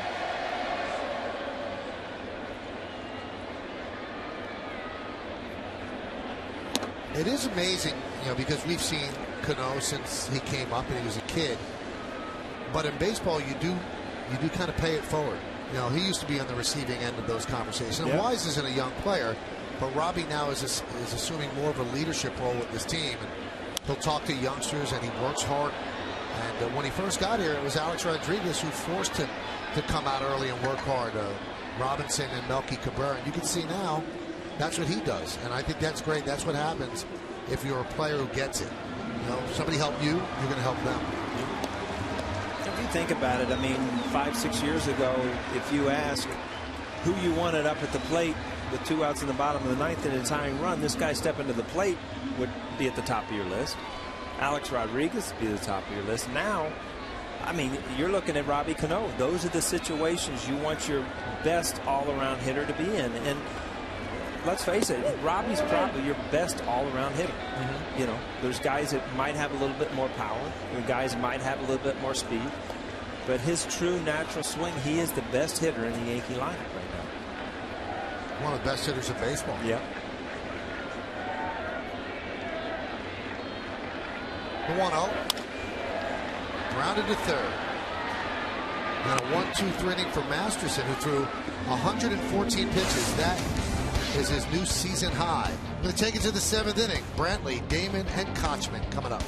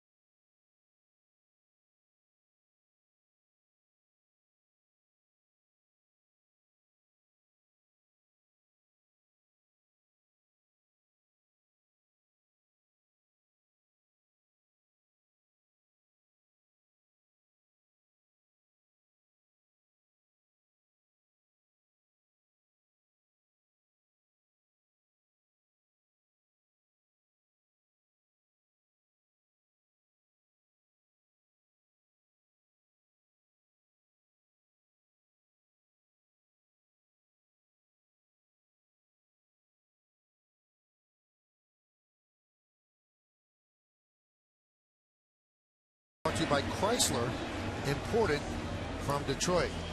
Chu with a single. Cabrera with a single. Johnny Damon also had a single, and Hanahan and Chisenhall had singles. So 5 singles against Phil Hughes, and they have not been able to get a run across. So the Yankees lead 4-0 as we go to the 7th inning on the Acura scoreboard. Acura advance. Nice breaking ball as Brantley showed bunt.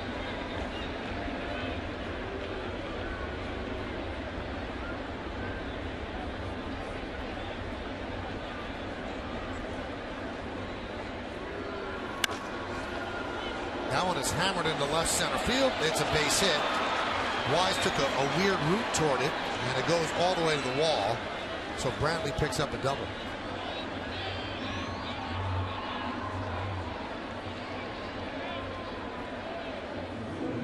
First extra base hit for the Indians.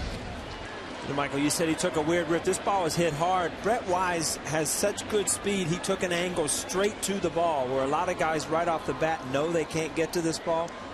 He took a straight angle thinking he could get to it. Couldn't quite make it. Most outfielders would just kind of run, kind of round that ball off. Pretty much sure double right off the bat. So Brantley's on second. That'll bring up Damon.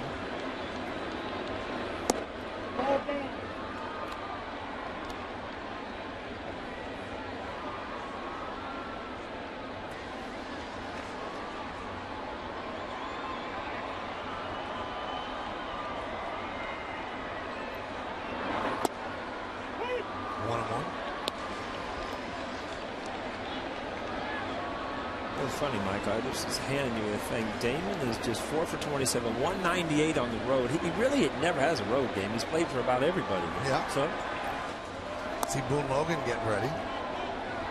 What is it? 8 different teams. 7 American League teams. 7 league teams. That to me would be weird to have that many cities that you've played in.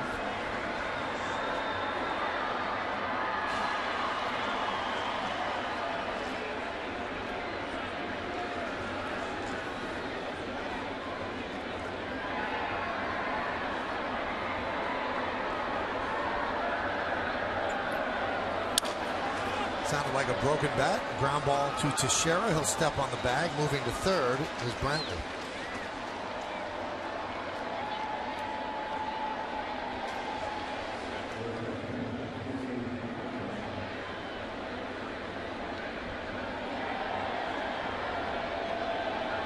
Here's Kochman, who was 0 for 2.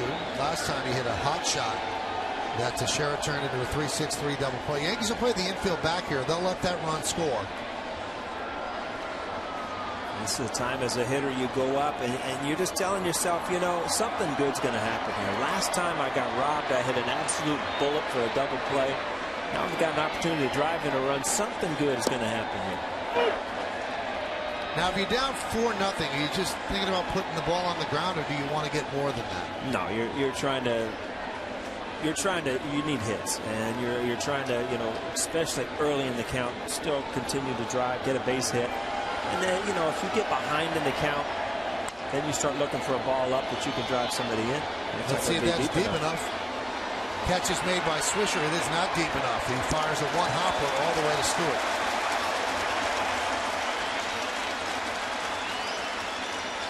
A little self-talk that he had right before that something good just did not happen, and those are the frustrating at-bats. And Casey Kochman's a good, solid player. Great defensive, had a good year offensively last year. Just kind of trying to force it now, and things aren't happening. So Brantley now at third with 2 outs. Can't score on an out. And Maniac to trying to figure out, how do I jumpstart this offense? Hanahan 1 for 2.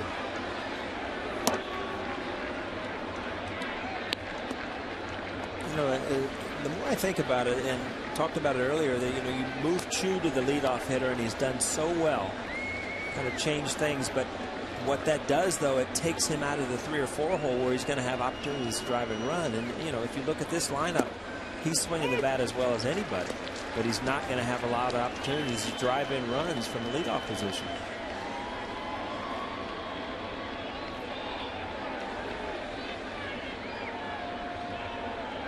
An infamous 100th pitch, Mike. 1-1. It's a good one, too. 92 on the inside corner.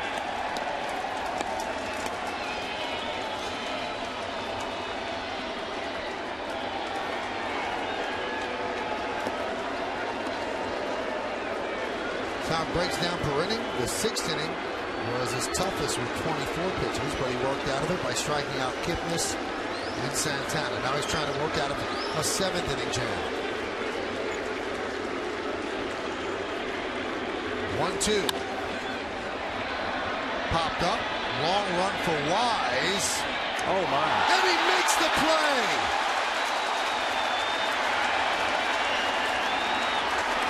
Yes, he did. He's got the ball and a little bit of a smile on his face and an escort out of the stands. And Derek Jeter, who's been there and done that, waits to congratulate him. Wise goes in the stands and holds on and then tumbles into the seats. Well, this is, you see that ball? No, Whoa. He didn't catch him. I was going to say, I don't think he caught that ball because it hit the heel of his glove. Wow. But he came out with it. Somebody put that ball in his glove. He stole one of those little kids in the front row. That is unbelievable. Phil Hughes, it's an out to him. So we're going to stay right here for the 7th inning stretch and honor America.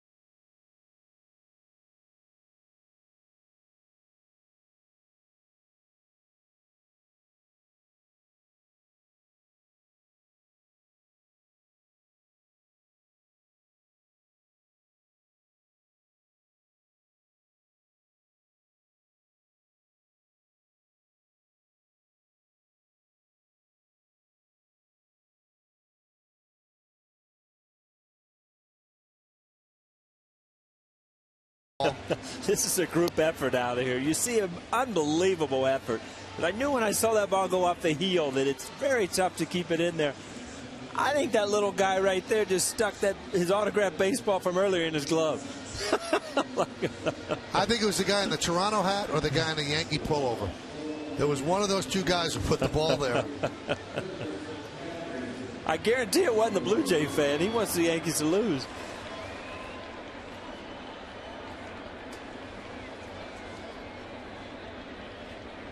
I think it's the guy in the Yankee shirt. And there's a strike to Granderson. On the accurate scoreboard, it's 4-0 Yankees. Well, Michael, we got 43,006 people here tonight, and 6 of them helped make that catch. Huh? Well, one definitely did. We just don't know which one. You check that baseball, it might not be even, it might be one of those little plastic Little League balls somebody had in their pocket. Tony Sipp is the new pitcher. As Granderson skies one to right field, and Chu makes the catch. So Manny Acta had to make the call to the bullpen. Brought to you by Verizon Fios. Introducing Verizon Fios Quantum Speed. Internet twice as fast as anything America has ever seen. Those are the numbers on Sipp. Sorry, Michael. You imagine if they showed those plays on the big screen like they do in some of the other sports? Wouldn't be good. You know, they're talking, Paul, about expanding replay. Right. And I wonder if a play like that would come into play. Are you for it or against it? Well, I think the home run thing that they have in now is smart. It's good. But are you ever going to have perfection in the game of baseball with the strike ball and the close plays? And the only reason you see these things are because of the slow motion and the great replays and shots that you get here on television. But really, isn't that kind of what's fun about baseball? Is the getting on the umpires at times. I mean, it's been going on since the beginning of the game. How are you going to argue? You got police officers over there. How are you going to argue? We caught the ball, right? Well, you know what's weird? Did you see that? The guy in the red shirt picked up the ball. What ball did he have in the glove? I told you, he's got one of those Little League plastic things he brought over here to get autographed. Because the guy picked up the ball, and that was not the ball in the glove. Wow. Tony Sipp went out there, picked up the ball that they left on there, and probably looked at it like, what is this? That one's deep to left. There it goes. See ya. Into the second deck. A long home run for Alex Rodriguez. It's 5-0 Yankees.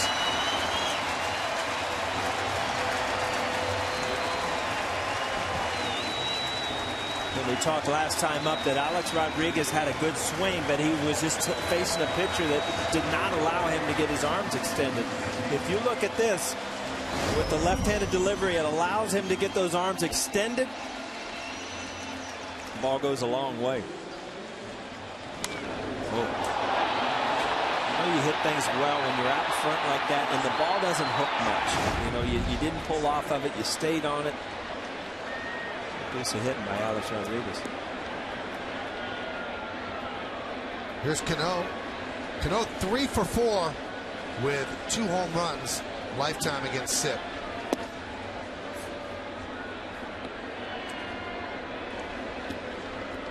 You go back, Michael, we talk about it over and over again, and Masterson, did he have great control? No. But could he have been in a 1-0 game? Yeah, because he could have been out of that inning where he gave up 3. He battled. He kept New York Yankees in the ballpark, which most guys have not been able to do recently.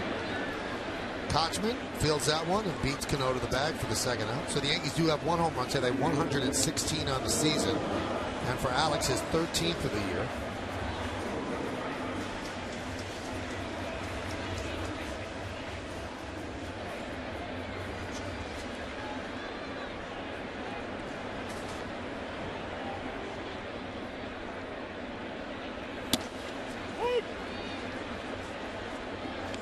Teixeira takes a strike from Tony Sipp.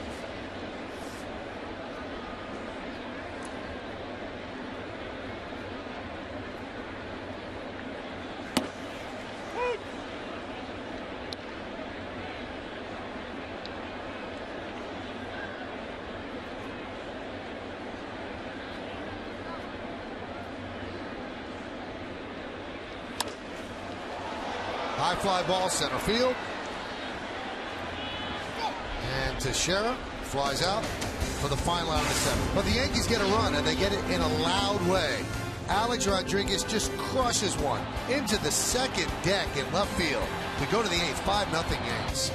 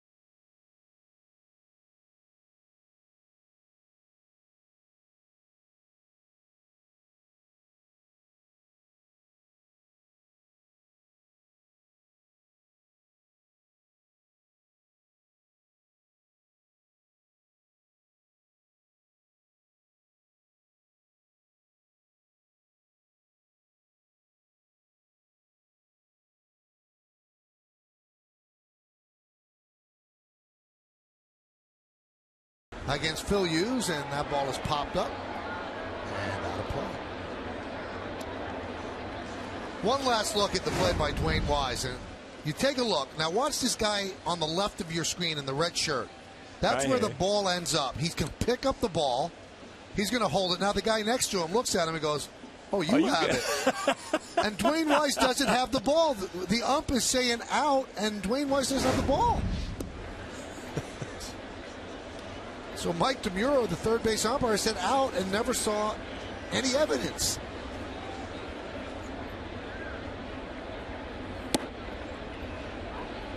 Oh well. Count now 2-1. Only on My 9 do you see things like this, man. Amazing. Huh? I bet you'll see a replay on Yes too. What do you think? I think you'll see a replay on Sports Center.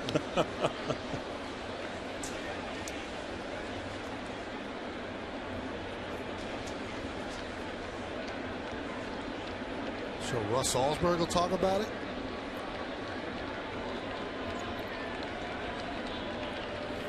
Oh. Driven out to right field. Swisher's there on the warning track to put it away. Again, Phil Hughes, last couple innings, is starting to just miss a little bit with his fastball, but still complete control of this game. It's as good as he's been all year, Mike. As we move along here in the game, bottom of the screen, you'll see the out-of-town scoreboard brought to you by the Dodge Get Into Innovation event. It's going on now. Innovation few can match, but everyone can own. You know, it seems like Joe Girardi the last few days is getting to that point where he's actually trying to get his starting pitchers, if they've got good stuff, to get to that 110, 115 pitch limit. Did it last night with Kuroda. Tonight he's doing it with Phil Hughes.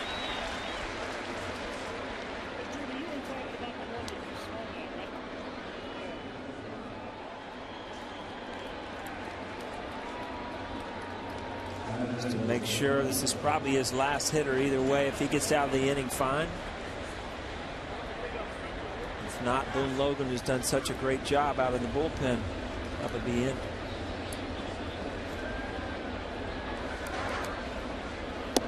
Good curveball.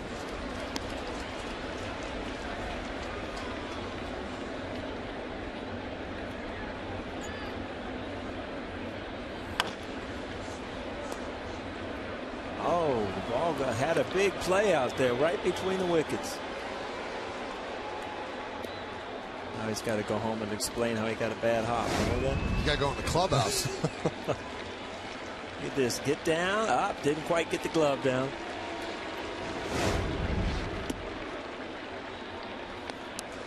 You just snagged that up, wouldn't you, Michael? Not easy. You're a good fielder, weren't you? Just couldn't hit. That's all I had. Yeah. Got to play to your strengths, though, right? That's it.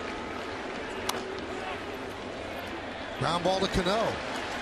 8 shutout innings for Phil Hughes. He did it on 9 pitches. We go to the bottom of the 8th. Nick Swisher will lead it off.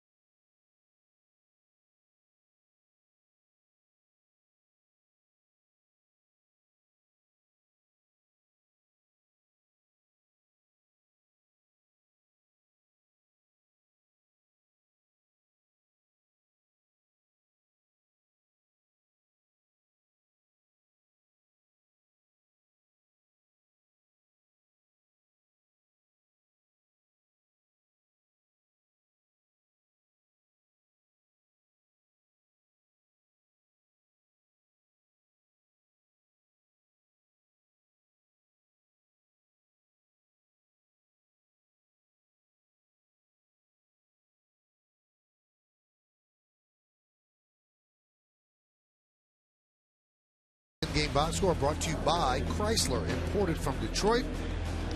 Everybody is in the party except for Ibanez. Teixeira has a sac fly and a walk. He hasn't gotten a hit. Ibanez is 0 for 3, but 2 hits for Stewart. Wise with a hit. Swisher, a home run for Alex Rodriguez. Cano picked up a hit. 2 RBIs on a bases-loaded single by Curtis Granderson. And even Derek Jeter picked up a birthday hit. Moments ago, between innings, Jack Hanahan talking things over with the third base umpire, Mike DeMuro, and he's saying they didn't have the ball.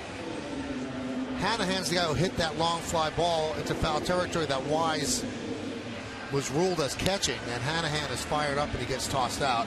Obviously, between innings, he had seen a replay that showed that it was not an out.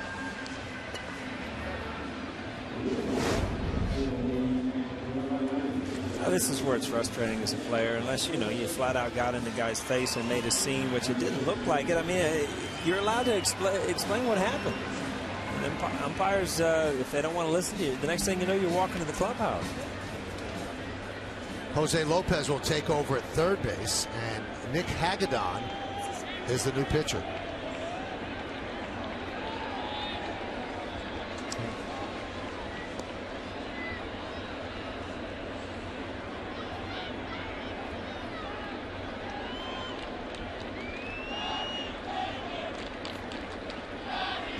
Now, if you're on the Yankee side, you find humor in that play. But if you're the Indians in the middle of a long road trip, you haven't been able to score, there's an opportunity to score, and you hit the fly ball, and it's caught or not caught, and you see the replay, of course you're going to get angry.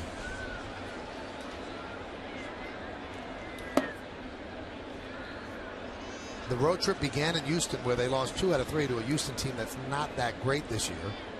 Then 3 here in New York, and then 4 in Baltimore. So a 10-game trip. Well, the Cleveland Indians, we kind of bragged last night on how they've been outscored all year, and they're still over 500. But I tell you one thing: if they don't figure out how to score some runs, you're going to go through a long losing streak. You're not just going to go through a couple series. You're going to, you got a chance tomorrow to come out if things don't change tonight to get swept here in New York, and then you're going to go into Baltimore, who's a good baseball team at home. So you've got to sit down and figure out how you're going to score some runs against these teams. Base hit for Swisher, his second hit of the night. After the game, his comeback's a thrill for Yankees fans. Tonight, why Andy Pettitte says he's a completely different pitcher now, and then he first came up in the big leagues on the Verizon Fios game wrap-up tonight on the 10 o'clock news on My 9. I might have to watch that. You were here when Pettitte came up. Yeah. I've talked to him a couple times. I never flat out said, hey, why'd you come back? So I might have to tune into that. There'll be a southern drawl in that interview also. In all likelihood. Andrew Jones is going to pinch hit for Raul Ibanez. Now, getting back to the Indians, they're a team that's over 500, but they've been outscored by the opposition. And that's rare, to be a winning team and get outscored by the opposition. It happens sometimes with good teams. Last year it happened with the Arizona Diamondbacks, Paul, and they ended up going to the playoffs. But it doesn't happen too often. So they don't blow people out. They might get blown out every now and then, and the games they win are close because the back of their bullpen is probably the strength of the team. 2-0. Yeah, I mean, there is one category you look at, and it's close games. And going into last night, they were 12-2 in one-run games. So, those are the games that they win because of Perez in the bullpen, and they can beat you. But day in and day out, you're not going to win 2-1, 1-0. You're going to have to figure out, as an organization, is this a bad streak we're going through offensively, or do we have to change things to score runs? And they're going to have to cross their fingers and hope that Hafner gets back and Sizemore gets back. That one is laced down the right field line. It is a base hit. Bounces up against the wall. Swisher rounds third. They'll hold him right there. And Andrew Jones is held to a single. Why? Because Chu has an unbelievable arm out there and right. And I tell you what, in a close game right there, I mean, Chu, that ball has to be thrown to the first baseman. The second baseman's over at the cutoff, because you can also, as a third base coach, take that extra run because he's thrown to the wrong base. But you're right, Michael. He has a tremendous arm.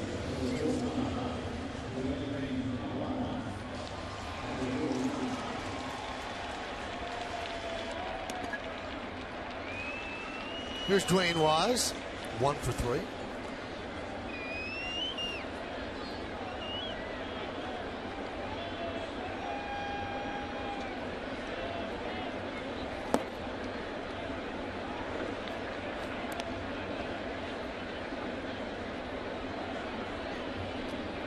This is a bat right here with Dwayne Wise because the dictation of the game.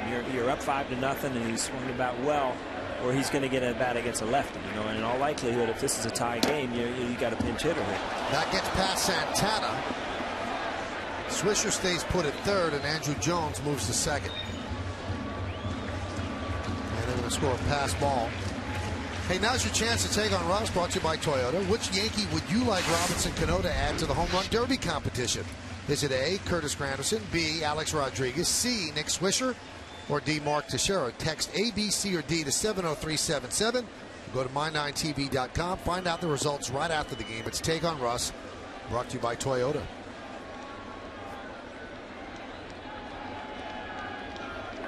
So second and third, nobody out. 2-0 count on Wise. I was just thinking, does Robbie, because he's the captain, does he get to pick anybody, or he's just the designated captain? No, he gets to pick. He gets to pick. Yeah, who he wants to be in the home run derby. Pitch is high. Hagedorn now is 1 pitch away from loading the bases. Got a lot on his mind.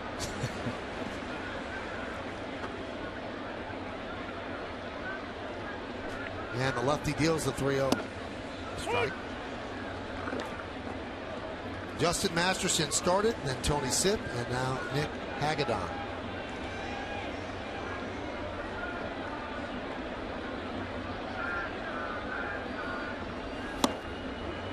Bringing 2. Speaking of that home run derby, you see Corey Wade warming up in the bullpen. Michael, you remember in the old days how if you hit a ball in Kansas City where the All-Star game will be played, up in the water and the fountains, it was an absolute bomb. I guarantee balls will be banging off those fountains, over the fountains, everything in that home run derby. Foul tip into the glove of Santana, so Wise goes down on strikes.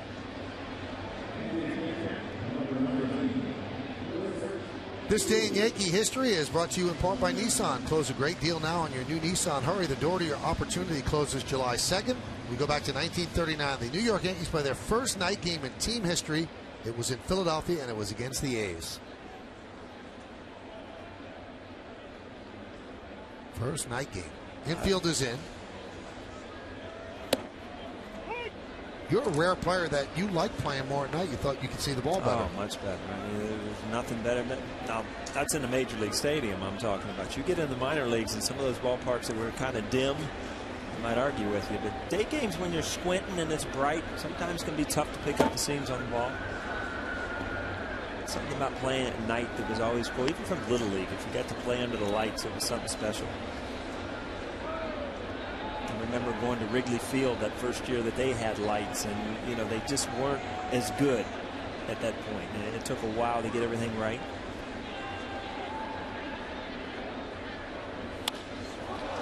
Driven out to left field, Johnny Damon on the run. He'll make the catch. Tagging is Swisher. He will score easily. It's a sac fly for Stewart, and the Yankees are up 6-0.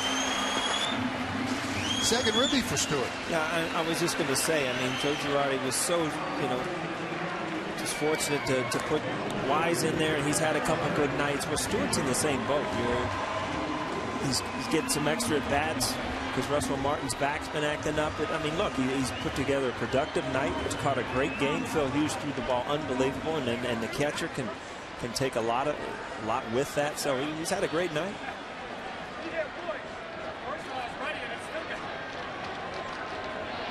Here's Derek Jeter. He is 1 for 4. He singled off the leg of Masterson. That was in the second. Looking back at Phil Hughes, I mean, probably the best I've seen him throw this year, and it all started from the first inning where he had really good command of that fastball in on lefties. He used his curveball a lot, and basically didn't throw his changeup much. And I remember actually seeing one, and it wasn't for a strike. So he got through this lineup by just fastball in and out and a good curveball. Hagedorn deals a strike, 1-1.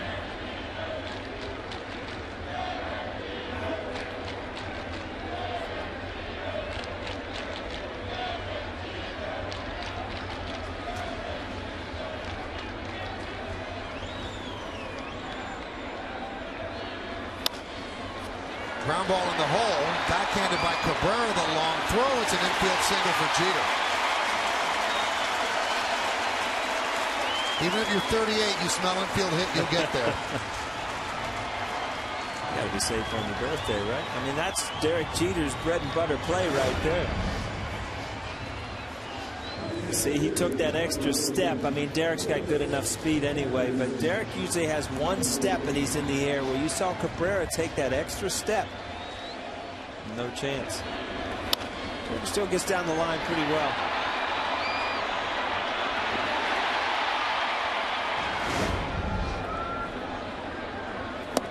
Breaking ball to Granderson is low, 1-0.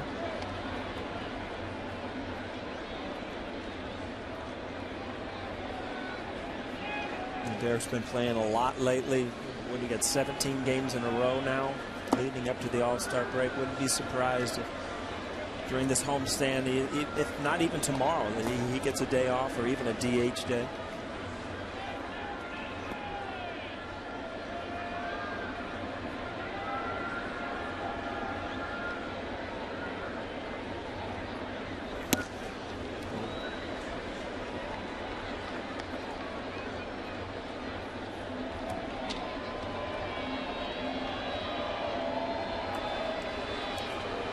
I figured out, you know what our DH day is up here, Michael? What's that? When Outliers in the booth, because he talks and he talks, and we just kind of listen.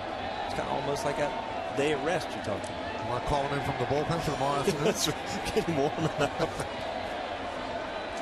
Big lefty in.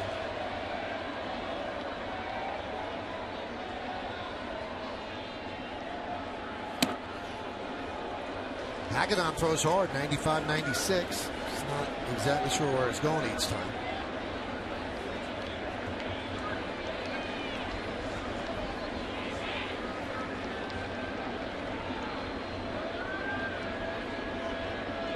Runner goes, and that one is grounded to first. Kochman is there, and that'll do it. So the Yankees score a run. They lead 6-0. It'll be Kipnis, Santana, and Brantley in the 9th inning to try to have the Indians come back.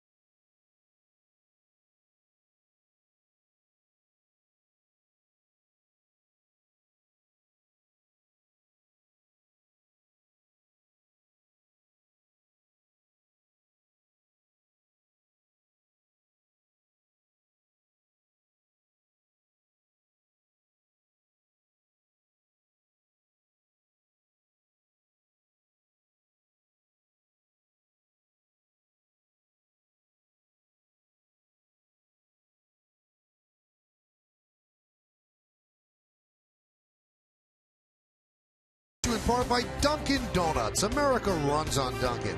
Prudential, bring your challenges. And by Nissan. Close a great deal now on your new Nissan. Hurry, the door to your opportunity closes July 2nd. Come on, we didn't get all upset and nervous when you read those things. Huh? I'm not sure. She should.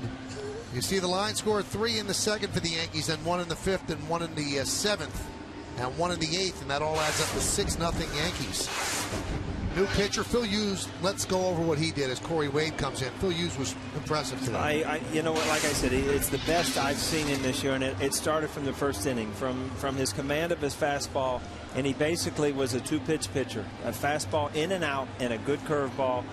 And I think he's a much better pitcher when he's getting away from throwing that cutter. He doesn't miss with it, and his fastball has much better velocity and better control.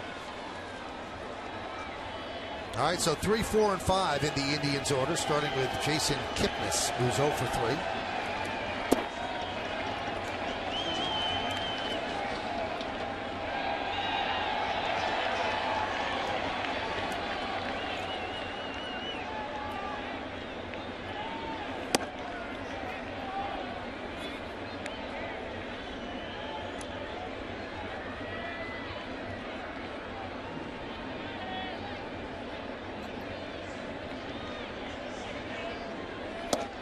There's a strike.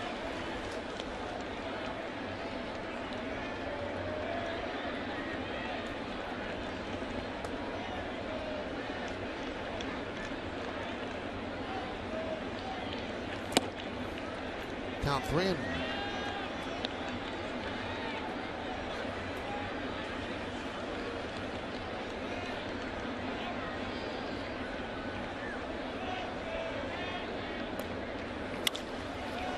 Hammered into right center field. Long run for Granderson. He's not going to get there. It's going to bounce over the wall and into the Yankee pen for a double. You know, it's funny, Michael, because a lot of times I would look back on games and think, is the team just not hitting, or was the pitcher that good? But then all of a sudden, right when you go to the bullpen, when guys start driving balls out in the gap and they're getting good swings, that to me tells me that Phil Hughes was really good tonight.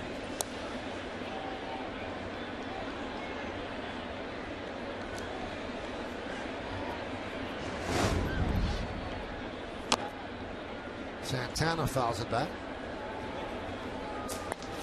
Look at Santana. We've talked about it, you know, kind of his woes at the plate as far as hitting, and it just looks like that, you know, he's got so many things going on, and nothing is fluid. It's like nothing's together. It's almost like he's fighting himself to get to the ball. Pitches he hits hard, he usually pulls foul. Nice play by Cano. Turns that into an out as Kipnis moves to third.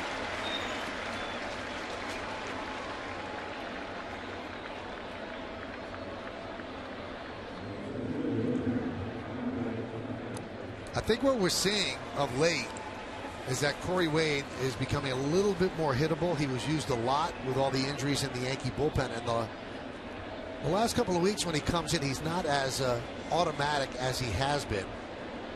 Maybe he just needs to recharge his batteries just a bit.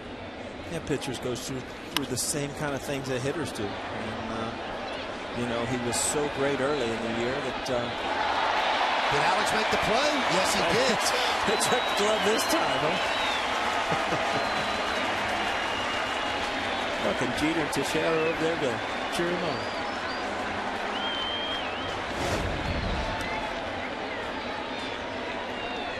Pretty good catch. You got to hope that he didn't hit his left knee against the tarp. With an over-the-shoulder basket catch. You know, you're so used to catching everything in front of you. Fly balls, line drives, everything. And much easier call there. That, you know, that play over your shoulder, Derek Jeter makes it as well as anybody because he practices it. That is so unnatural. It makes it a tough play for a third baseman. Just saw Alex there say, ouch. And again, I don't know if that ouch was because his left knee hit against the edge of the tarp.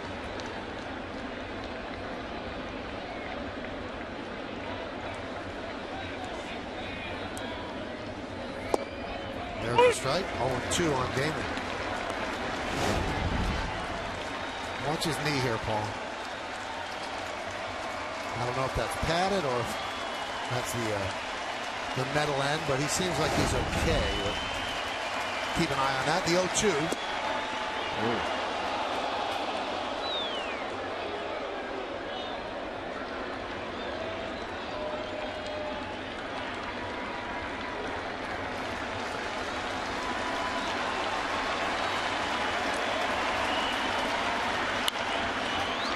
one's popped up, shallow center. Coming on is Granderson. He can't get there.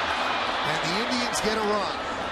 So Damon, with his second hit of the night, picks up an RBI, and the Yankee lead is now 6-1. And Johnny Damon, I mean, he breaks a lot of bats and he bloops a lot of pitches in, but I mean, that's his style of hitting. Every once in a while, he'll square one up and hit it in the bleachers, but time and time again, you see these type of hits. Doesn't pull off the ball, stays in there. Frustrating for Wade. Ball out over the plate just enough where he could get enough wood on the ball. Pitch is low to Kochman.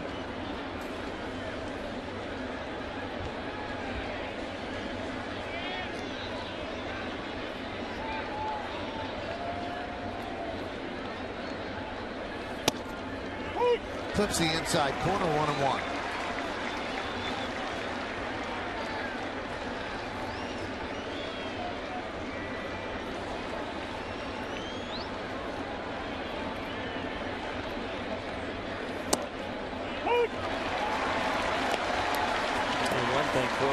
He does throw strikes. He comes right after hitters. As a hitter, I mean, it gets around the guys that aren't going to walk him.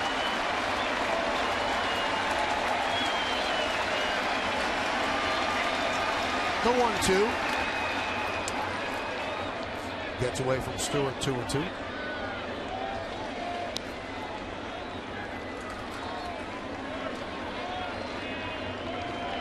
See some stirring in the Yankee bullpen. The last thing Girardi wants to do is get somebody up when you're up 6-0 with 2 outs. But nothing is left to chance. Nobody's warming at this point. The 2-2. And they move it. Nope. Just got a piece and Stewart could not hold on.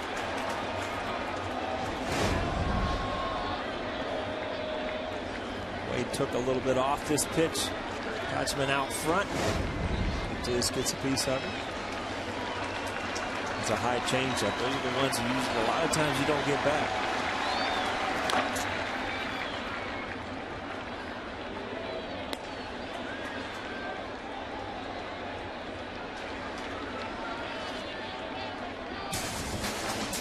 After the game, has come back to thrill for Yankee fans tonight. Why Andy Pettitte says he's a completely different pitcher now than when he first came up to the big leagues. On the Verizon Fios game wrap-up tonight on the 10 o'clock news on My 9. Base hit there for Kochman as Damon will coast into third.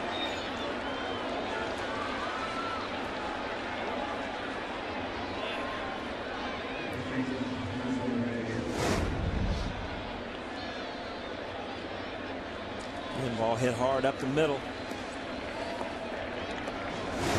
Middle's kind of been the place to get your hits tonight. A lot of balls right up the box.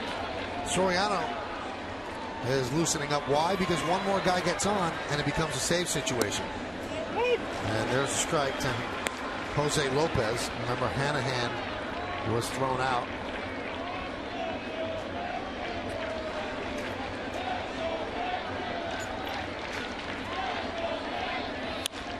That one is drilled deep to left field. Wise back on the track at the wall. See ya. A 3-run home run for Lopez, and now it's 6-4 Yanks.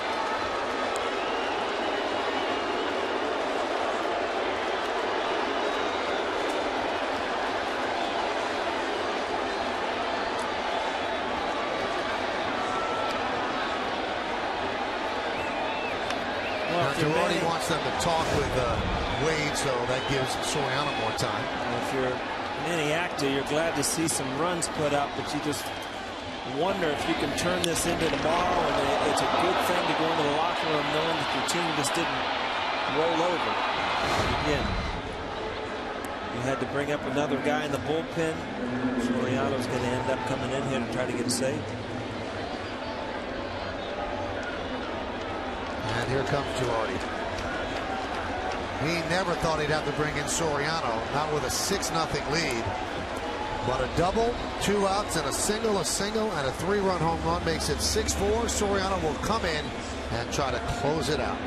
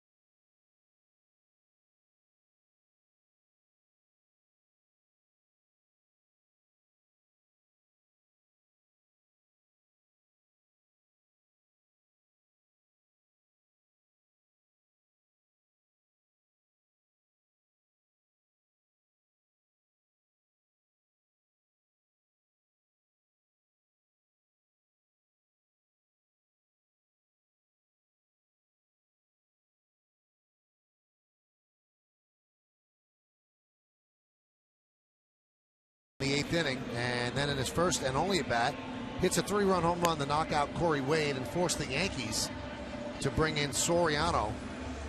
And Soriano really has been very good. 15 out of 16 in save opportunities, 2-0, 1.65. Paul, all of his numbers are very good. Yeah, and you couldn't ask for anything more. Everybody just held their breath when the great Mariano Rivera went down, and all of a sudden Soriano, it's not an uncomfortable situation for him. He's been a closer in the past, and he's stepped right into this role, and he's done a great job.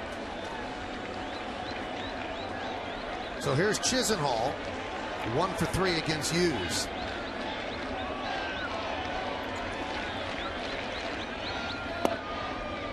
Pitch is high, 1-0.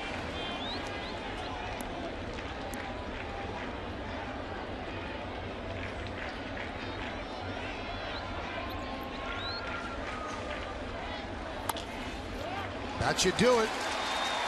2 pitches, 1 save for Soriano as the Yankees win 6-4.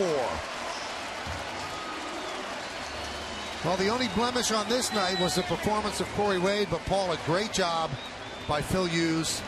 The Yankee offense did what it had to do, and then Soriano gets the final out.